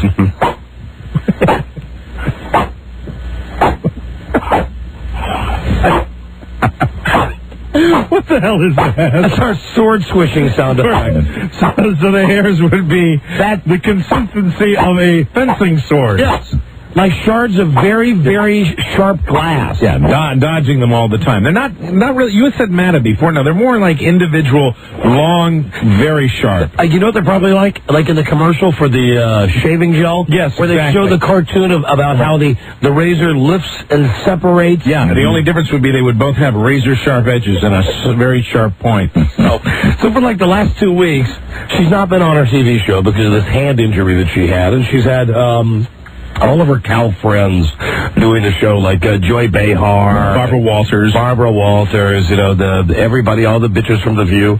Well, the story over the weekend was that Rosie O'Donnell was going to let the kids down, that she wasn't going to host the Nickelodeon Kids' Choice Awards. Right. Well, Sunday night or Saturday night, whenever it was on, I guess that because she's such an amazing trooper, she managed somehow to gather her strength and do the show. And bandaged. And they showed a picture of her hand backstage, and it looked like maybe 3 stitches here by her index finger, and maybe another 3 stitches here by her thumb. Right. Other than that, I don't see what the medical emergency is. Oh, she has been you know what she's been talking about? She's been talking about how she could have died. Yeah, she said she was in danger of death because of or amputation. Right. Yeah, they were going to either amputate her hand or one of her fingers, or if it persisted, she could die. I mean, come on. They were going to wrap it up like a kielbasa. Also, I think it was during that or when Barbara Walters was on her show, she had to wear an IV fanny pack. She was on an IV drip, like, as a fanny pack. Yeah. That's how bad her infection. Pouring antibiotics. She had an IV going into her ass, or she was... I don't know. Or you mean she had it like around her waist? Yeah, but it's interesting you say that because don't IVs work by gravity? Yeah. So it would have had to be going somewhere below the belt. Unless it was one of those electronic pumps for pain. I'd like a doctor to call and say, now, what did she do? She was slicing something? She was doing crafts with Parker, wasn't she? No, she was cutting a price tag off a fishing line when she took the kids fishing, and she accidentally cut her hand. All right, so let's say a worst-case scenario, that you cut your hand with a fishing wire. Does that really... Could that really lead to amputation or death? Yeah, I think it probably could. Any cut could lead to getting, if you were, living out like in the outback, and you didn't have access to any modern medicine. Bingo. Don't you think that she got right in her limousine and went to the fanciest hospital possible immediately? I would think so. But I do believe that it might speak to some of her hygiene habits that this became very severe. Really, think about it. I mean, why would that, if you cut yourself like this, you run right to the, what's the stuff that my wife puts on my kids' guts? It's a antibiotic. Kaopectate. No, not kaopectate. Neosporin. That's what you put you put a Band-Aid on it, you put Neosporin on the Band-Aid, bam, you're in business. She obviously let this go to some extent where it became A staph infection. You know, I just figured out that was Keanu Reeves' last name in The Matrix. What? Neosporin. Don't you remember they always said to him, your name is Neo? Oh, really? My name is Neo. Really? And his last name was Sporin? Making a joke. Never mind. Will we have had to see that movie to... You've not seen The Matrix? But it was a long time ago. They say, hello, Neo. And he says, my name is not whatever his name is. My name is Neo. And then he stands up and he does the high karate. You are super into The Matrix. I like The Matrix. Always have. It's a good movie. It's a good movie. I didn't remember his name, though. Neosporin. Neosporin. I guess he's king of the Neos. Okay, all right. I've totally stopped the show. I'm sorry. we had a good rhythm going there talking about Rosie O'Donnell and her ass hair. Sorry about that. But The Matrix was a popular movie. Maybe I'm the only guy in this room who realized that Keanu Reeves was named Neo. Well, the issue of the infection, though, is I would think it would speak to Rosie's. There might be a hygiene problem. Lack of cleanliness. That's what infection is. She says she didn't bathe for several days when she first got Parker because she read that if you adopt a newborn baby, the baby needs to get used to your smell, so she didn't shower for several days. Oh, that poor baby. Now the baby's only happy if he's at a fish market. That's interesting. I'd love to hear the real detailed doctor's description of what caused this. I mean, I guess he can get a staph infection from anything. It was a deep cut. I mean, she cut some tendons, and I guess she was complaining of the pain from that. But a deep cut is, I think, more inclined to infection than a shallow cut. And they looked in there, and it was full of corn and peanuts. So there you go. All right, what else, sir? I read something over the weekend. I thought of you guys immediately because I know how you love to trash on Michael Eisner. Do you know that his son is now hosting a website, and Father Time can start looking this up today, and he'll probably find it tomorrow, romp.com, and it's got segments with animals having sex, and it's got a feature on there called the breast cam, where they've got a small camera between a woman's breasts, and it's like shots of men leering and stuff like this, and it is the total slap in the face. And apparently they've got a tagline on there that this is no Mickey Mouse S. So it's just a total slap in the face to the Are you sure it's Michael Eisner's son, or is it not his half-son or his stepson or something? It is. His last name is Eisner. Apparently he grew up in the household. I read of this before. It is his son. So rebelling against Dad. And I want an apology for the Father Time remark. I've been at the website for a couple of minutes now. There you go. Ah! Have it in front of me. Take that. What's it say, Buzz? It says Romp Mafia.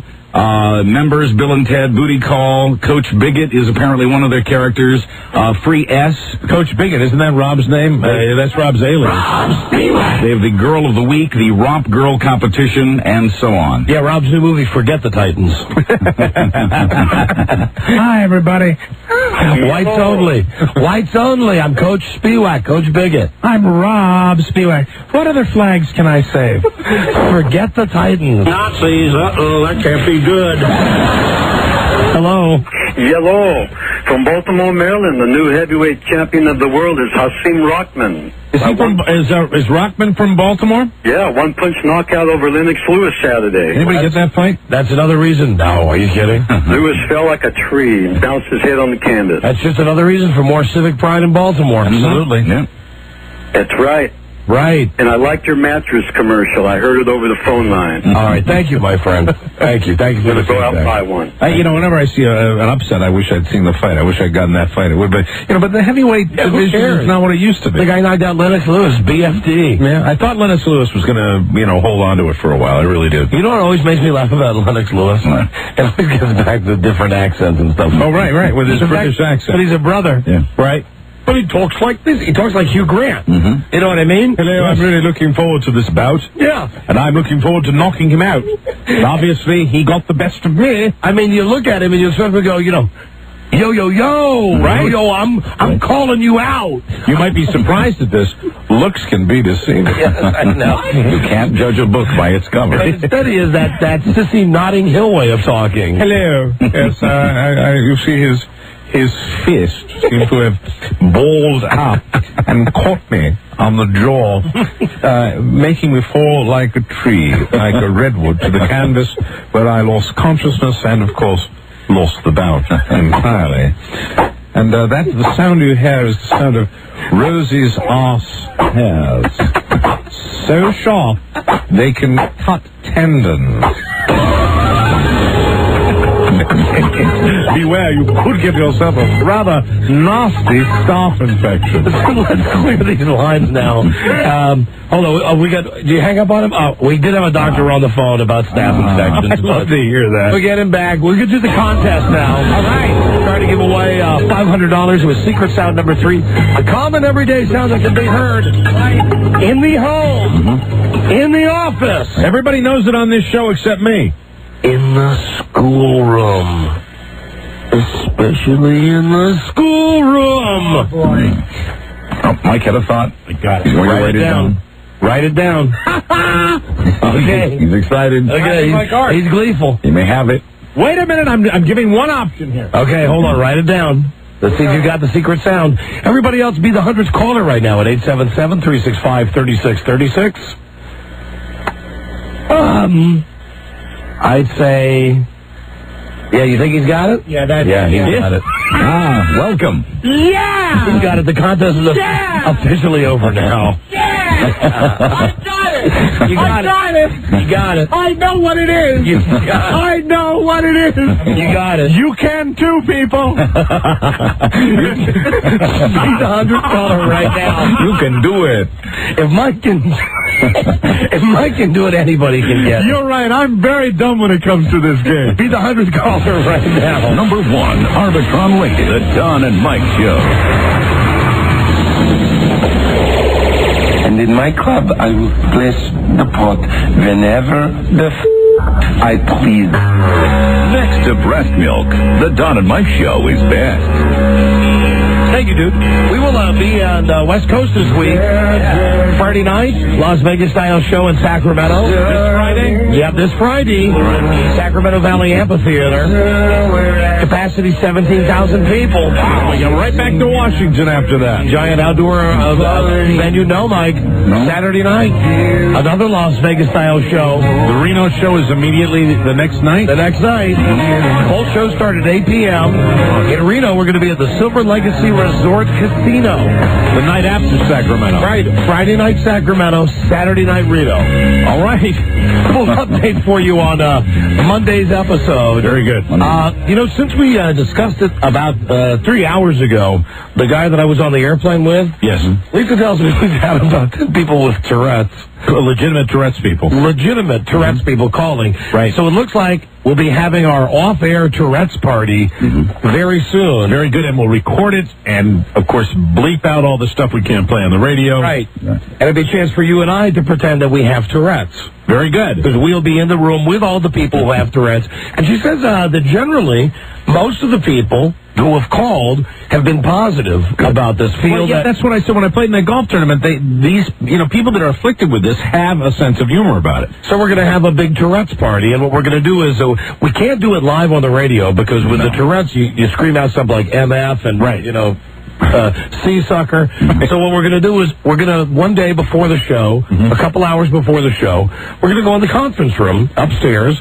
Everybody will have a microphone. Right. We're going to have food and drink, and we're going to put these people with Tourette syndrome in stressful situations, meaning that we're going to, be playing trivia games with them, demanding that we're going to be like the Ann Robinson, demanding that they answer questions immediately. We've got tough questions for you. Until they finally crack. And then when the Tourette's start flying, we will be able to play it for you back on the show, beeping out the cuss word. That sounds like a very good response from people with Tourette's, and I'm looking forward to this. 10 already. It's another one of our wonderful medical experiments. And think about all the people who've been trying to call, but every time that they call, they go, I got to call Don. I'm like, MF, and they've just not been able. Yeah, and then they just bag it. To control themselves. Exactly. They can't. So look, if you've got Tourette's and you want to be a part of our Tourette's party show, call, because we're going to do that very soon. Very good.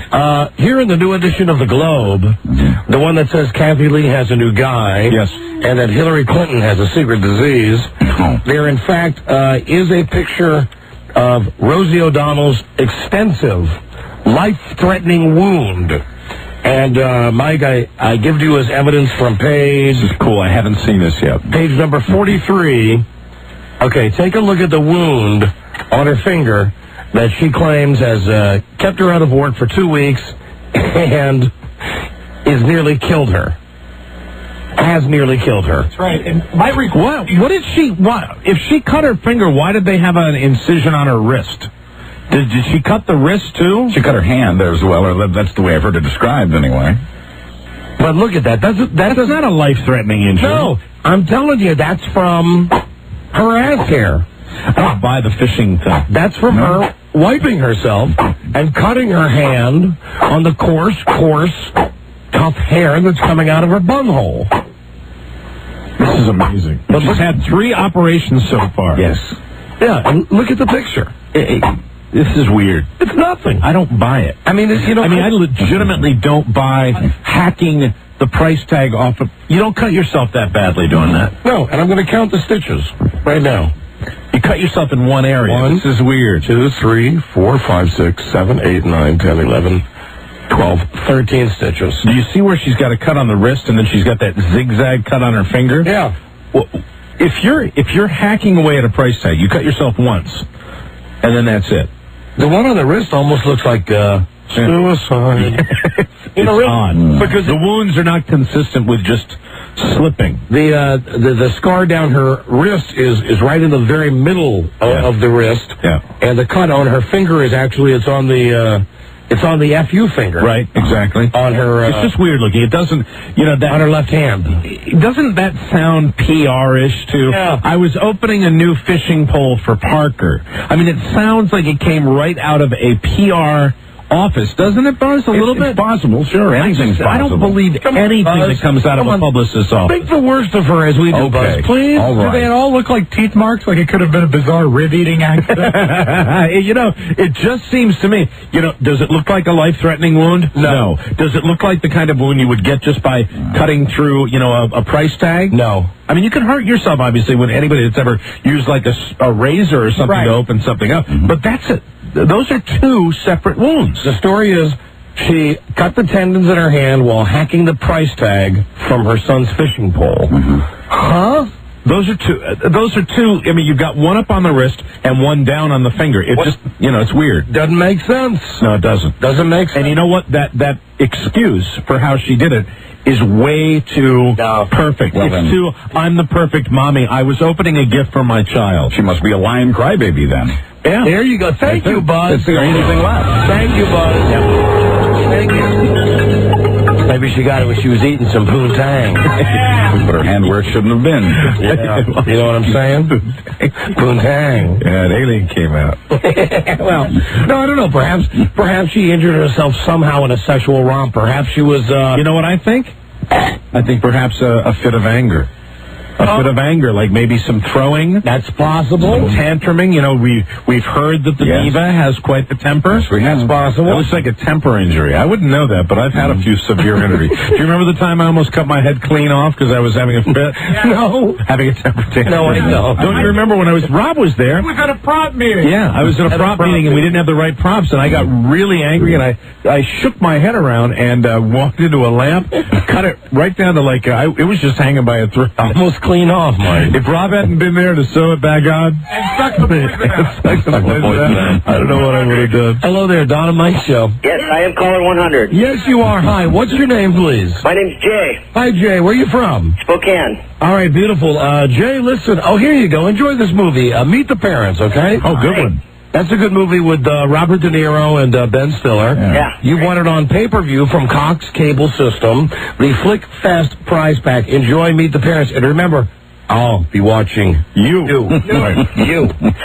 Now, you're going to play for $500, and not to put any pressure on you. All right. But Buzz figured out the sound last week. Okay. And today, moments ago, Mike figured it out. Mike figured it out. Yep, he's calling me Mr. Smarty today. I think I know it. Oh. Mike, we love to call him around here the LCD man. Yeah, that's me. Lowest common denominator man. You got it. Here I am. I wear that badge.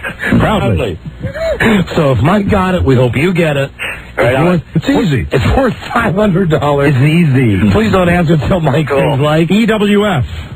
Oh, good. Earth, Wind, and Fire? You got it, man. Okay, we wish you Godspeed. Caller, name this sound. There it is. Oh, the dreaded clicking sound. In the home, the office. The learning facility. If we do give away the money, it's courtesy Main Street Title. Reruns that we're here. Yeah. It's very Charlie-esque. I know. Falsetto is not my forte, but I know the sound. For $500, what is it? Is it a 3-hole paper punch? Mike, is it? Can you be more specific? Well, if you got a blank piece of paper and you need to punch the holes in a binder. Okay. Mike? No. Isn't that fun? That's great fun. You have so much more fun than I do with this gun. Fun. No, you didn't get it. Sorry. No. Thank you, though. Thanks. Don't forget that every guess is a clue for you. A clue for you. That's right. Sorry, sir. You damn dummy. Yeah. Yeah, I'm dumb. Now I know why you guys get so bummed out when somebody guesses it. Yeah. It's more fun to be in the know when everybody else is not. Yes, it is. But that's okay. I'll still play it the way I always do. Okay, good. Like not knowing until half an hour before somebody guesses it. No, you know what? Good for you. The guy didn't get it. So technically, I've got a day. You have a whole day of feeling superior now. I'm taking my wife out tonight. We're ready for the news of the contest. Yes, we are. In a world where owning a radio was strictly forbidden, one man found a way to bring good news to his people. He made it up. Is your lead story the way that Mike's acting because he knows what the secret sound is? Yeah, what do you have for us this evening, Bob? No, our headline tonight is TV prepares for the death of a pope. Oh. Oh, really? Oh, yes. Should we get my music ready? You might as well. The real Pope? The actual Pope. Is he dying? Well, the TV networks seem to think so. Okay, stay tuned, everybody. Stay tuned. Stay tuned for news and comments coming up on the Don and Mike Show. That was very what, Mike? Professional, Don. Yes, you're right. Number 1, Arbitron rated, the Don and Mike Show. What's the word from Planet Crackpot? What's the word from Planet Crackpot? Let them read your lips. Don and Mike. Hey, look, I just found this out.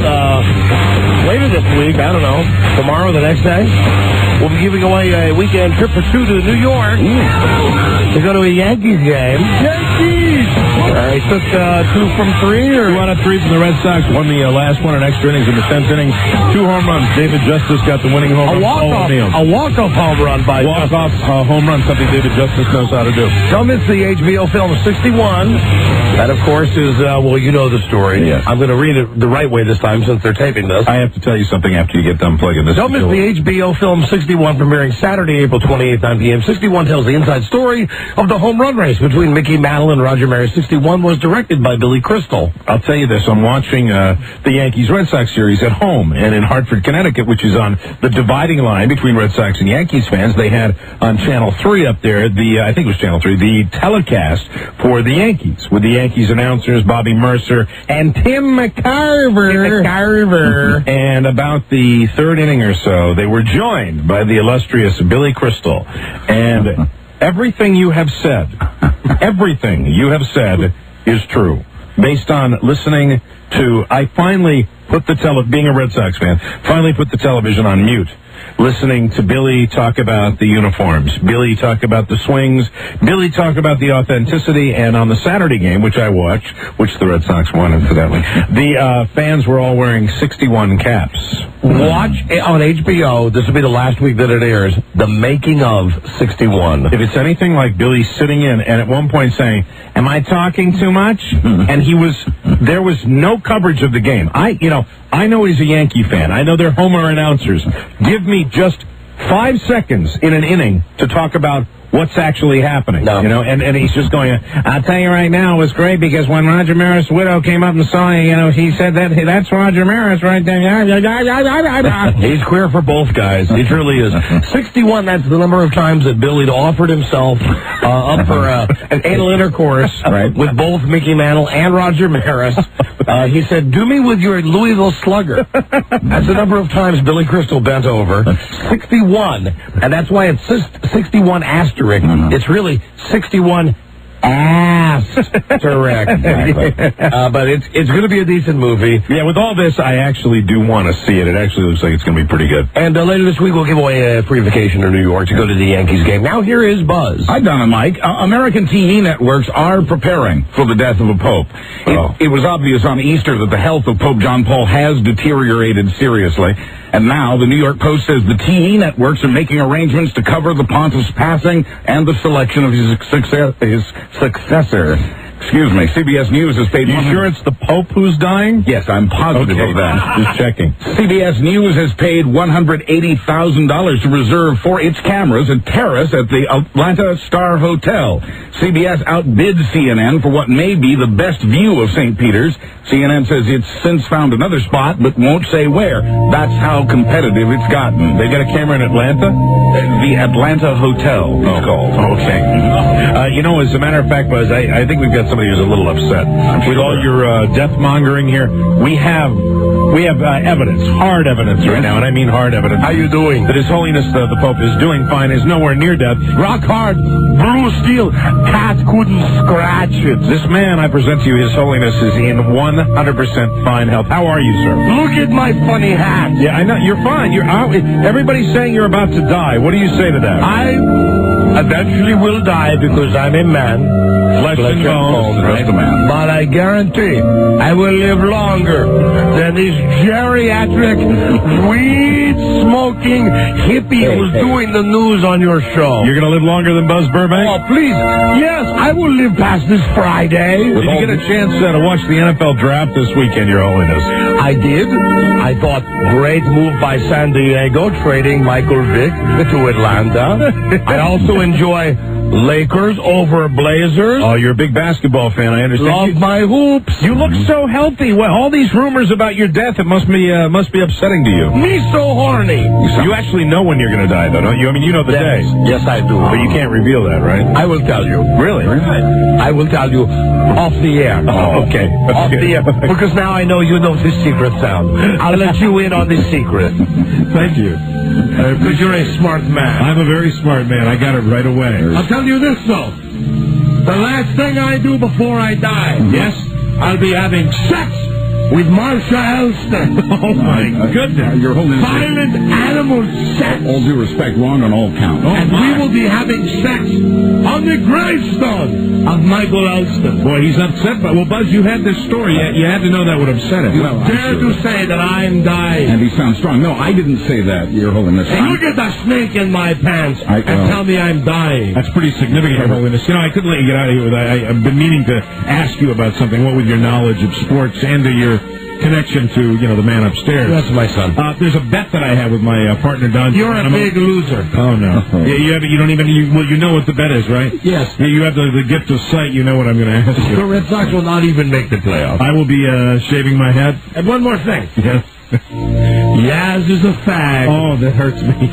Always was. That hurts. Always will be. Man, you're really mean, Your Holiness. I like you, Mike. I know you do. It's you, Buzz. Yes, I know, Your Holiness, but it really How isn't dare me. you? I'm just telling what the networks are saying. It'll be a tough break for you, Telly. Having to shave your head. Okay. But you can pull it off. Well, I know.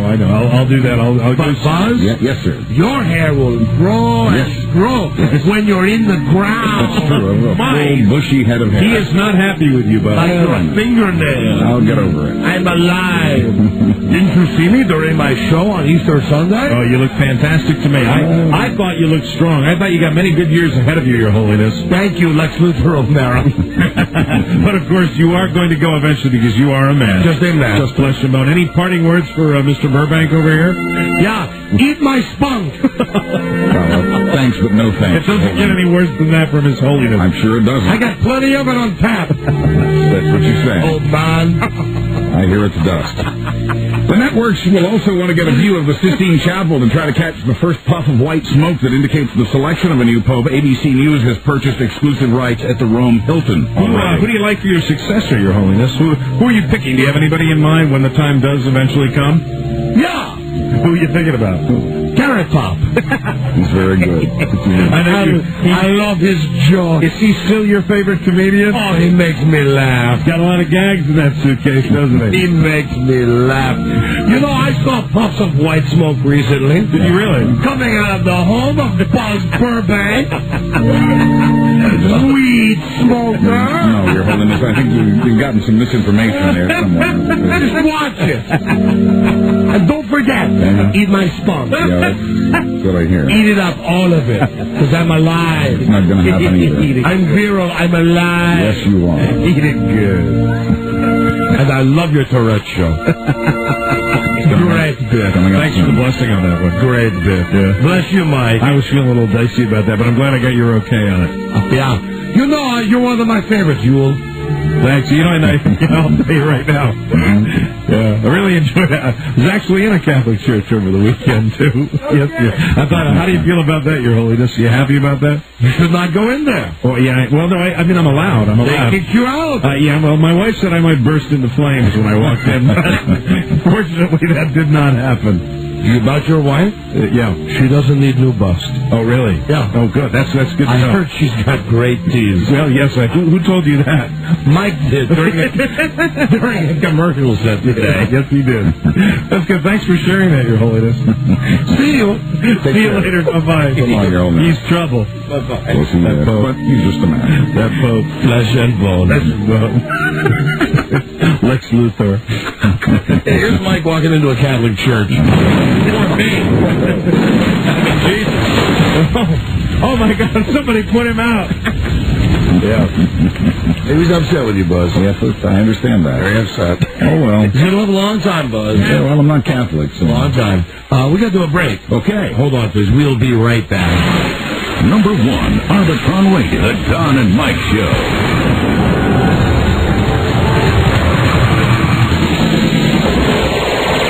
Cletus, what are you beating your gums about? Jesus effing Christ. Is that right? The Don and Mike Show. Here is Buzz with more news. Hi, Buzz. Hi, Don and Mike. Well, the American naval commander who sank a Japanese fishing boat saw his career end today. Got a letter of reprimand and forced retirement. Get to know Charlie. Sorry, everyone. Commander Scott Waddle wasn't court-martialed, and he won't go to prison for the accident that killed 9 people. Waddle-daddle-doo. He will apparently get an honorable discharge and a full pension. I think it's this way, Charlie. No, this way, Joe. No, this way, Charlie. No, this way, Joe. No, this way. No. There's some sound from the bridge. Waddle's lawyer says the former commander will meet with the families of the victims once he is officially retired in October. Peru says a missionary plane thought to be a drug smuggling plane was shot down because it failed to identify itself. American officials are still saying the plane did identify itself and that it had filed a flight plan. So the dispute continues over a case of mistaken identity, resulting in the death of a woman and her baby. Ironically, our own CIA had asked a Peruvian pilot to check out the plane, but because that pilot and the pilot of the missionary plane were on different frequencies, they couldn't communicate. They were on the missionary position. Peruvian Air Force officials... There it is again. Thank you. ...couldn't find the missionary plane's flight plan. Thank you, everybody. Missionary position. You're here all week. There will apparently be no pilot strike at Delta Airlines. Oh, hey, guys. That means the Delta shuttle will continue. Hey, congratulations. The airline and the pilots union reached a tentative agreement yesterday, saving our third biggest airline from a paralyzing strike at the end of this month. The pilots themselves still have to vote on the contract, which has been over a year and a half in the making. Delta says the deal will make its pilots the highest paid in the industry. Listen to this. The contract reportedly includes pay raises between 24 and 34% over the next 4 years, and a 63% raise for the pilots of Delta Express. Maybe they get some prettier waitresses then. Yeah. I like it when pilots get more money. That's okay with me. Reassuring, I mean, we've kind of disagreed about that in the past. I don't think you pay pilots enough money. No. You pay them based on, just like I want done with weathermen. The weatherman predicts the weather correctly. Right. He gets a bonus. The plane is supposed to leave at 8:30. Oh, okay, that's right. Supposed to arrive at 9:40. I forgot about this tribute to safety right here. If the guy makes it on time, the guy gets his full salary. Yeah, if you clip a few power lines on the way in, if you're on time, you get the money. We're important travelers. We have places to go. We got to be there on time, Mike. Both of you share that. You know, no tours around the Grand Canyon like I like. No, God, I remember that one flight. Pissed me off. Don't want a Beautiful. We're out in California. The pilot's on wasting our time. Ladies and gentlemen, off the left side of the plane, you'll see the Grand Canyon right now. We'll stop and we're going to take a little scenic tour here. I'll take about 5 extra minutes out of our flight. Mike leans over and says, look at this. And I'm like, what the F is this pilot doing? I said, he's touring the Grand Canyon. Isn't he great? And he goes on and on about it, and people are trying to read, sleep, talk, and they can't do any of those things with him yakking all the time. Just shut up and fly the stupid plane and get us there on time, and you'll earn your money. Stop and smell the roses, boys. Buzz, hold on, we got to do this. Okay. I'm sorry, be right back. Number 1, Arbitron Lady, the Don and Mike Show. The critics love snacks. They'll talk better if you listen harder. Don Geronimo and Mike O'Mara. Hello, Don and Mike Show. Yeah! Hey, I am hungry. Don and Mike Show make me a winner. No. Hey, were you on the train next to me? Hey, Don, Mike, I tried calling you Friday. I'm looking for the pot paper.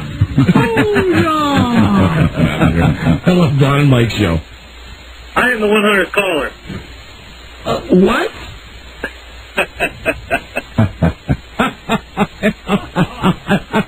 I can't hear you guys. I didn't know if you guys were doing it yet. Oh, I got it. You're from a market where we were cut off earlier?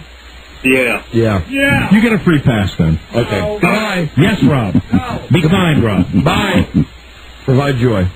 Yeah, where's the sign, Rob? And now here is Guy Birdley again with more news and comment. Hi, Bud. Hi, Don and Mike. A family from Canada did not enjoy their flight on Continental Airlines sitting next to Bernie or whatever the dead guy's name was. Ooh. The family was returning from vacation in the South Pacific. The flight stopped in Bali to pick up a man in a hospital gown.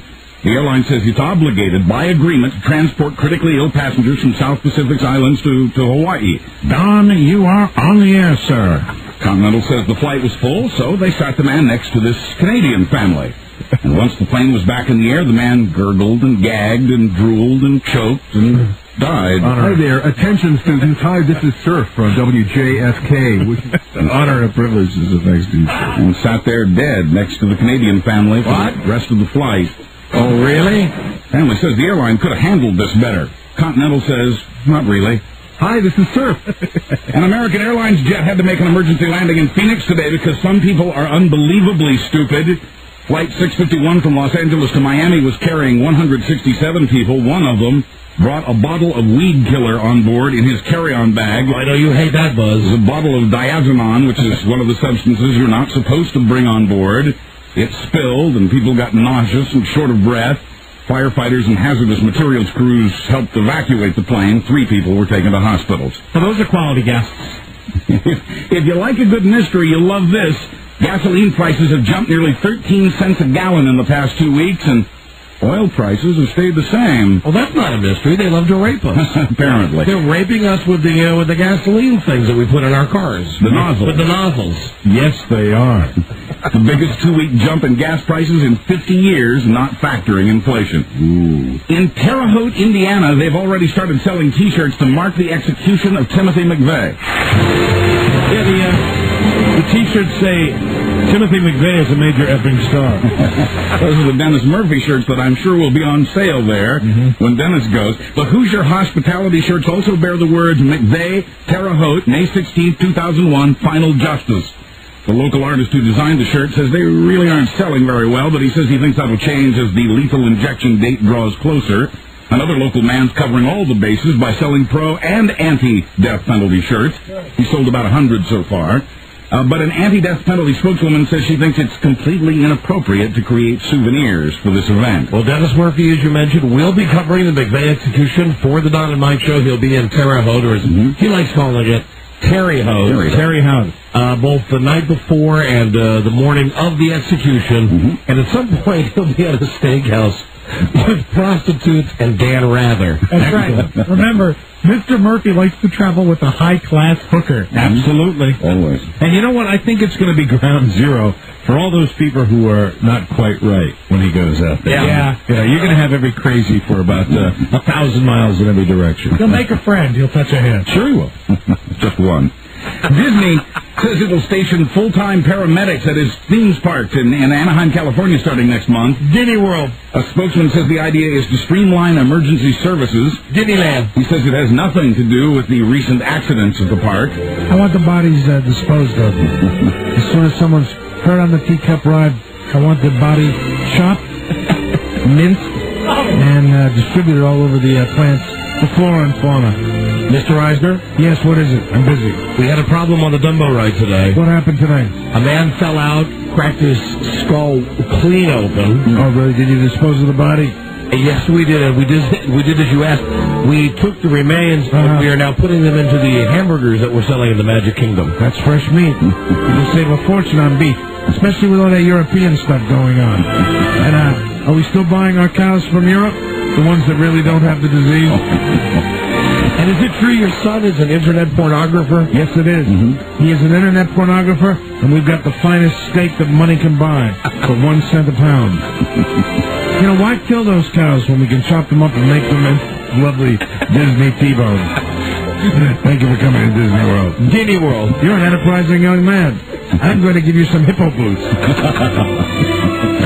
The 4 paramedics will cost the Disney company nearly $1.5 million a year. Buzzy, one more, please. London's subways smell like oil and grease, and not all of that is petroleum. There's also the smell of sweaty people.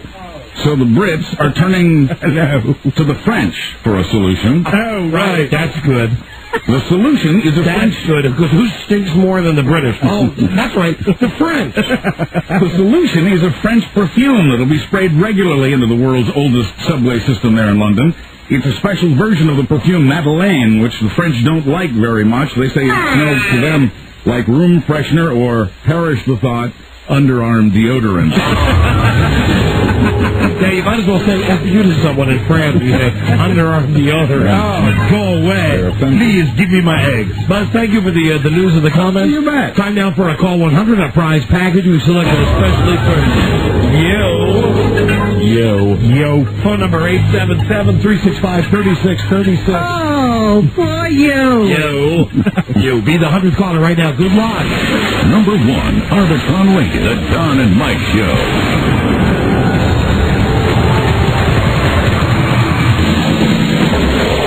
And she was saying that she was 2 weeks pregnant. And I didn't believe it because when you're 2 weeks, just 2 weeks pregnant, you can't really tell just because you haven't seen your menstruation. Cleansing your ears with a daily DNA shower. The Don and Mike Show. And here's Buzz. In sports, Utah Jazz guard John Starks has been cleared to play in tomorrow's NBA playoff game against Dallas after spending a night in the hospital with abdominal pain. Starks practiced today. A team spokesman says the star guard thought he had some bad ice cream. You can't even get sick in this day and age. Dale Jarrett leads NASCAR's Winston Cup standings this week with 1,345 points. He leads Jeff Gordon by 145 points, Johnny Benson by 150, Bobby Hamilton by 170, and Sterling Marlin by 192. Pittsburgh and Los Angeles are playing at home tonight with 3-2 leads in their best-of-7 Stanley Cup playoff series. Yeah, wouldn't that $100 tomorrow when the Capitals lose tonight? Sure looking good for you. Washington Capitals are visiting the Penguins, and the Kings are hosting the Detroit Red Wings. Finally, Scandinavia is known for its open-minded ways, but a case in Helsinki, Finland has everyone perplexed. The folks in an apartment block have asked for an official ruling about their sauna, and the one resident in their apartment block who is transsexual. She's registered as a woman and has breasts, Tell me how pretty I am. she also still has a penis. She's been given certain hours to have the sauna all to herself, and she is allowed to bathe with the men. The men don't seem to mind. But because she considers herself a woman, she wants to bathe with the women. Wash my bum. Quoting the building superintendent, as soon as the penis goes, she's free to go to the women's sauna. All right. I'm Buzz Burbank on the Don and Mike Show. No. Thank you, Buzz. No way. No. Yeah, that's it, Mike. Sorry, we'll come back tomorrow for a fresh one. Okay. We're going to be in Sacramento on Friday night, in Reno on Saturday night. Listen to your local stations for the Las Vegas Style Show update. That's coming up real soon. This weekend, Mike. Our thanks to Angela Harris. Her product, New Bus, 1-800-731-9910. See the before and after pictures, stage number 1 of the girls in their ever-growing breasts. Yeah. By going to the official, unofficial site of the show, www.JohnandMyFans.com. Right. That's it. We're out. See you tomorrow. Oh, a mystery guest tomorrow. The mystery guest postponed from last week. Oh, right. Very good. Do the dance. Hello, Don Mike Show. Car 100. Yeah, what's your name, my friend? Hey, this is Eric. How you guys doing? Hi, Eric. Where are you from? I live over in Landover. Eric, you are the 100th caller, and you have won the pay-per-view of Meet the Parents. I'll be watching you. Call your local Cox Cable Systems who order Meet the Parents now playing on pay-per-view. Thank you, my friend. All right. Hold on. Come on, guys. Hold on, please. That's it. We got to go. We will see you tomorrow with the all-new episode. What did you do? What am I missing? I did something horrible. What did he do? All right. What did he do? Come on, hurry. Okay, all right, you're right. That is it. You did that? I did that, yeah. That's bad. I know. That's bad. Way to go. Thank you, good night, Bud. Thank you, good night, Don. Thank you, good night, Bud. Thank you, good night, Don. Don't you yell at Rob and I anymore. I won't. Don't yell at us anymore. Never again. Rob. Yes. Please, throw your hat in the air, just like Sydney. You might just make it after all.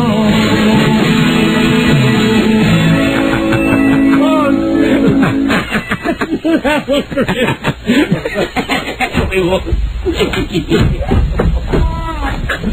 Oh, God. Oh, F. Oh, man. Oh, see you tomorrow. So long, everybody. Bye-bye. Tourette's party. Before we meet again, just let me go with you and say, be kind, be nice, and I hope the next performer has the pleasure of having as nice an audience as you've been tonight. And let me leave you swinging. Number 1, Arbitron rated, The Don and Mike Show.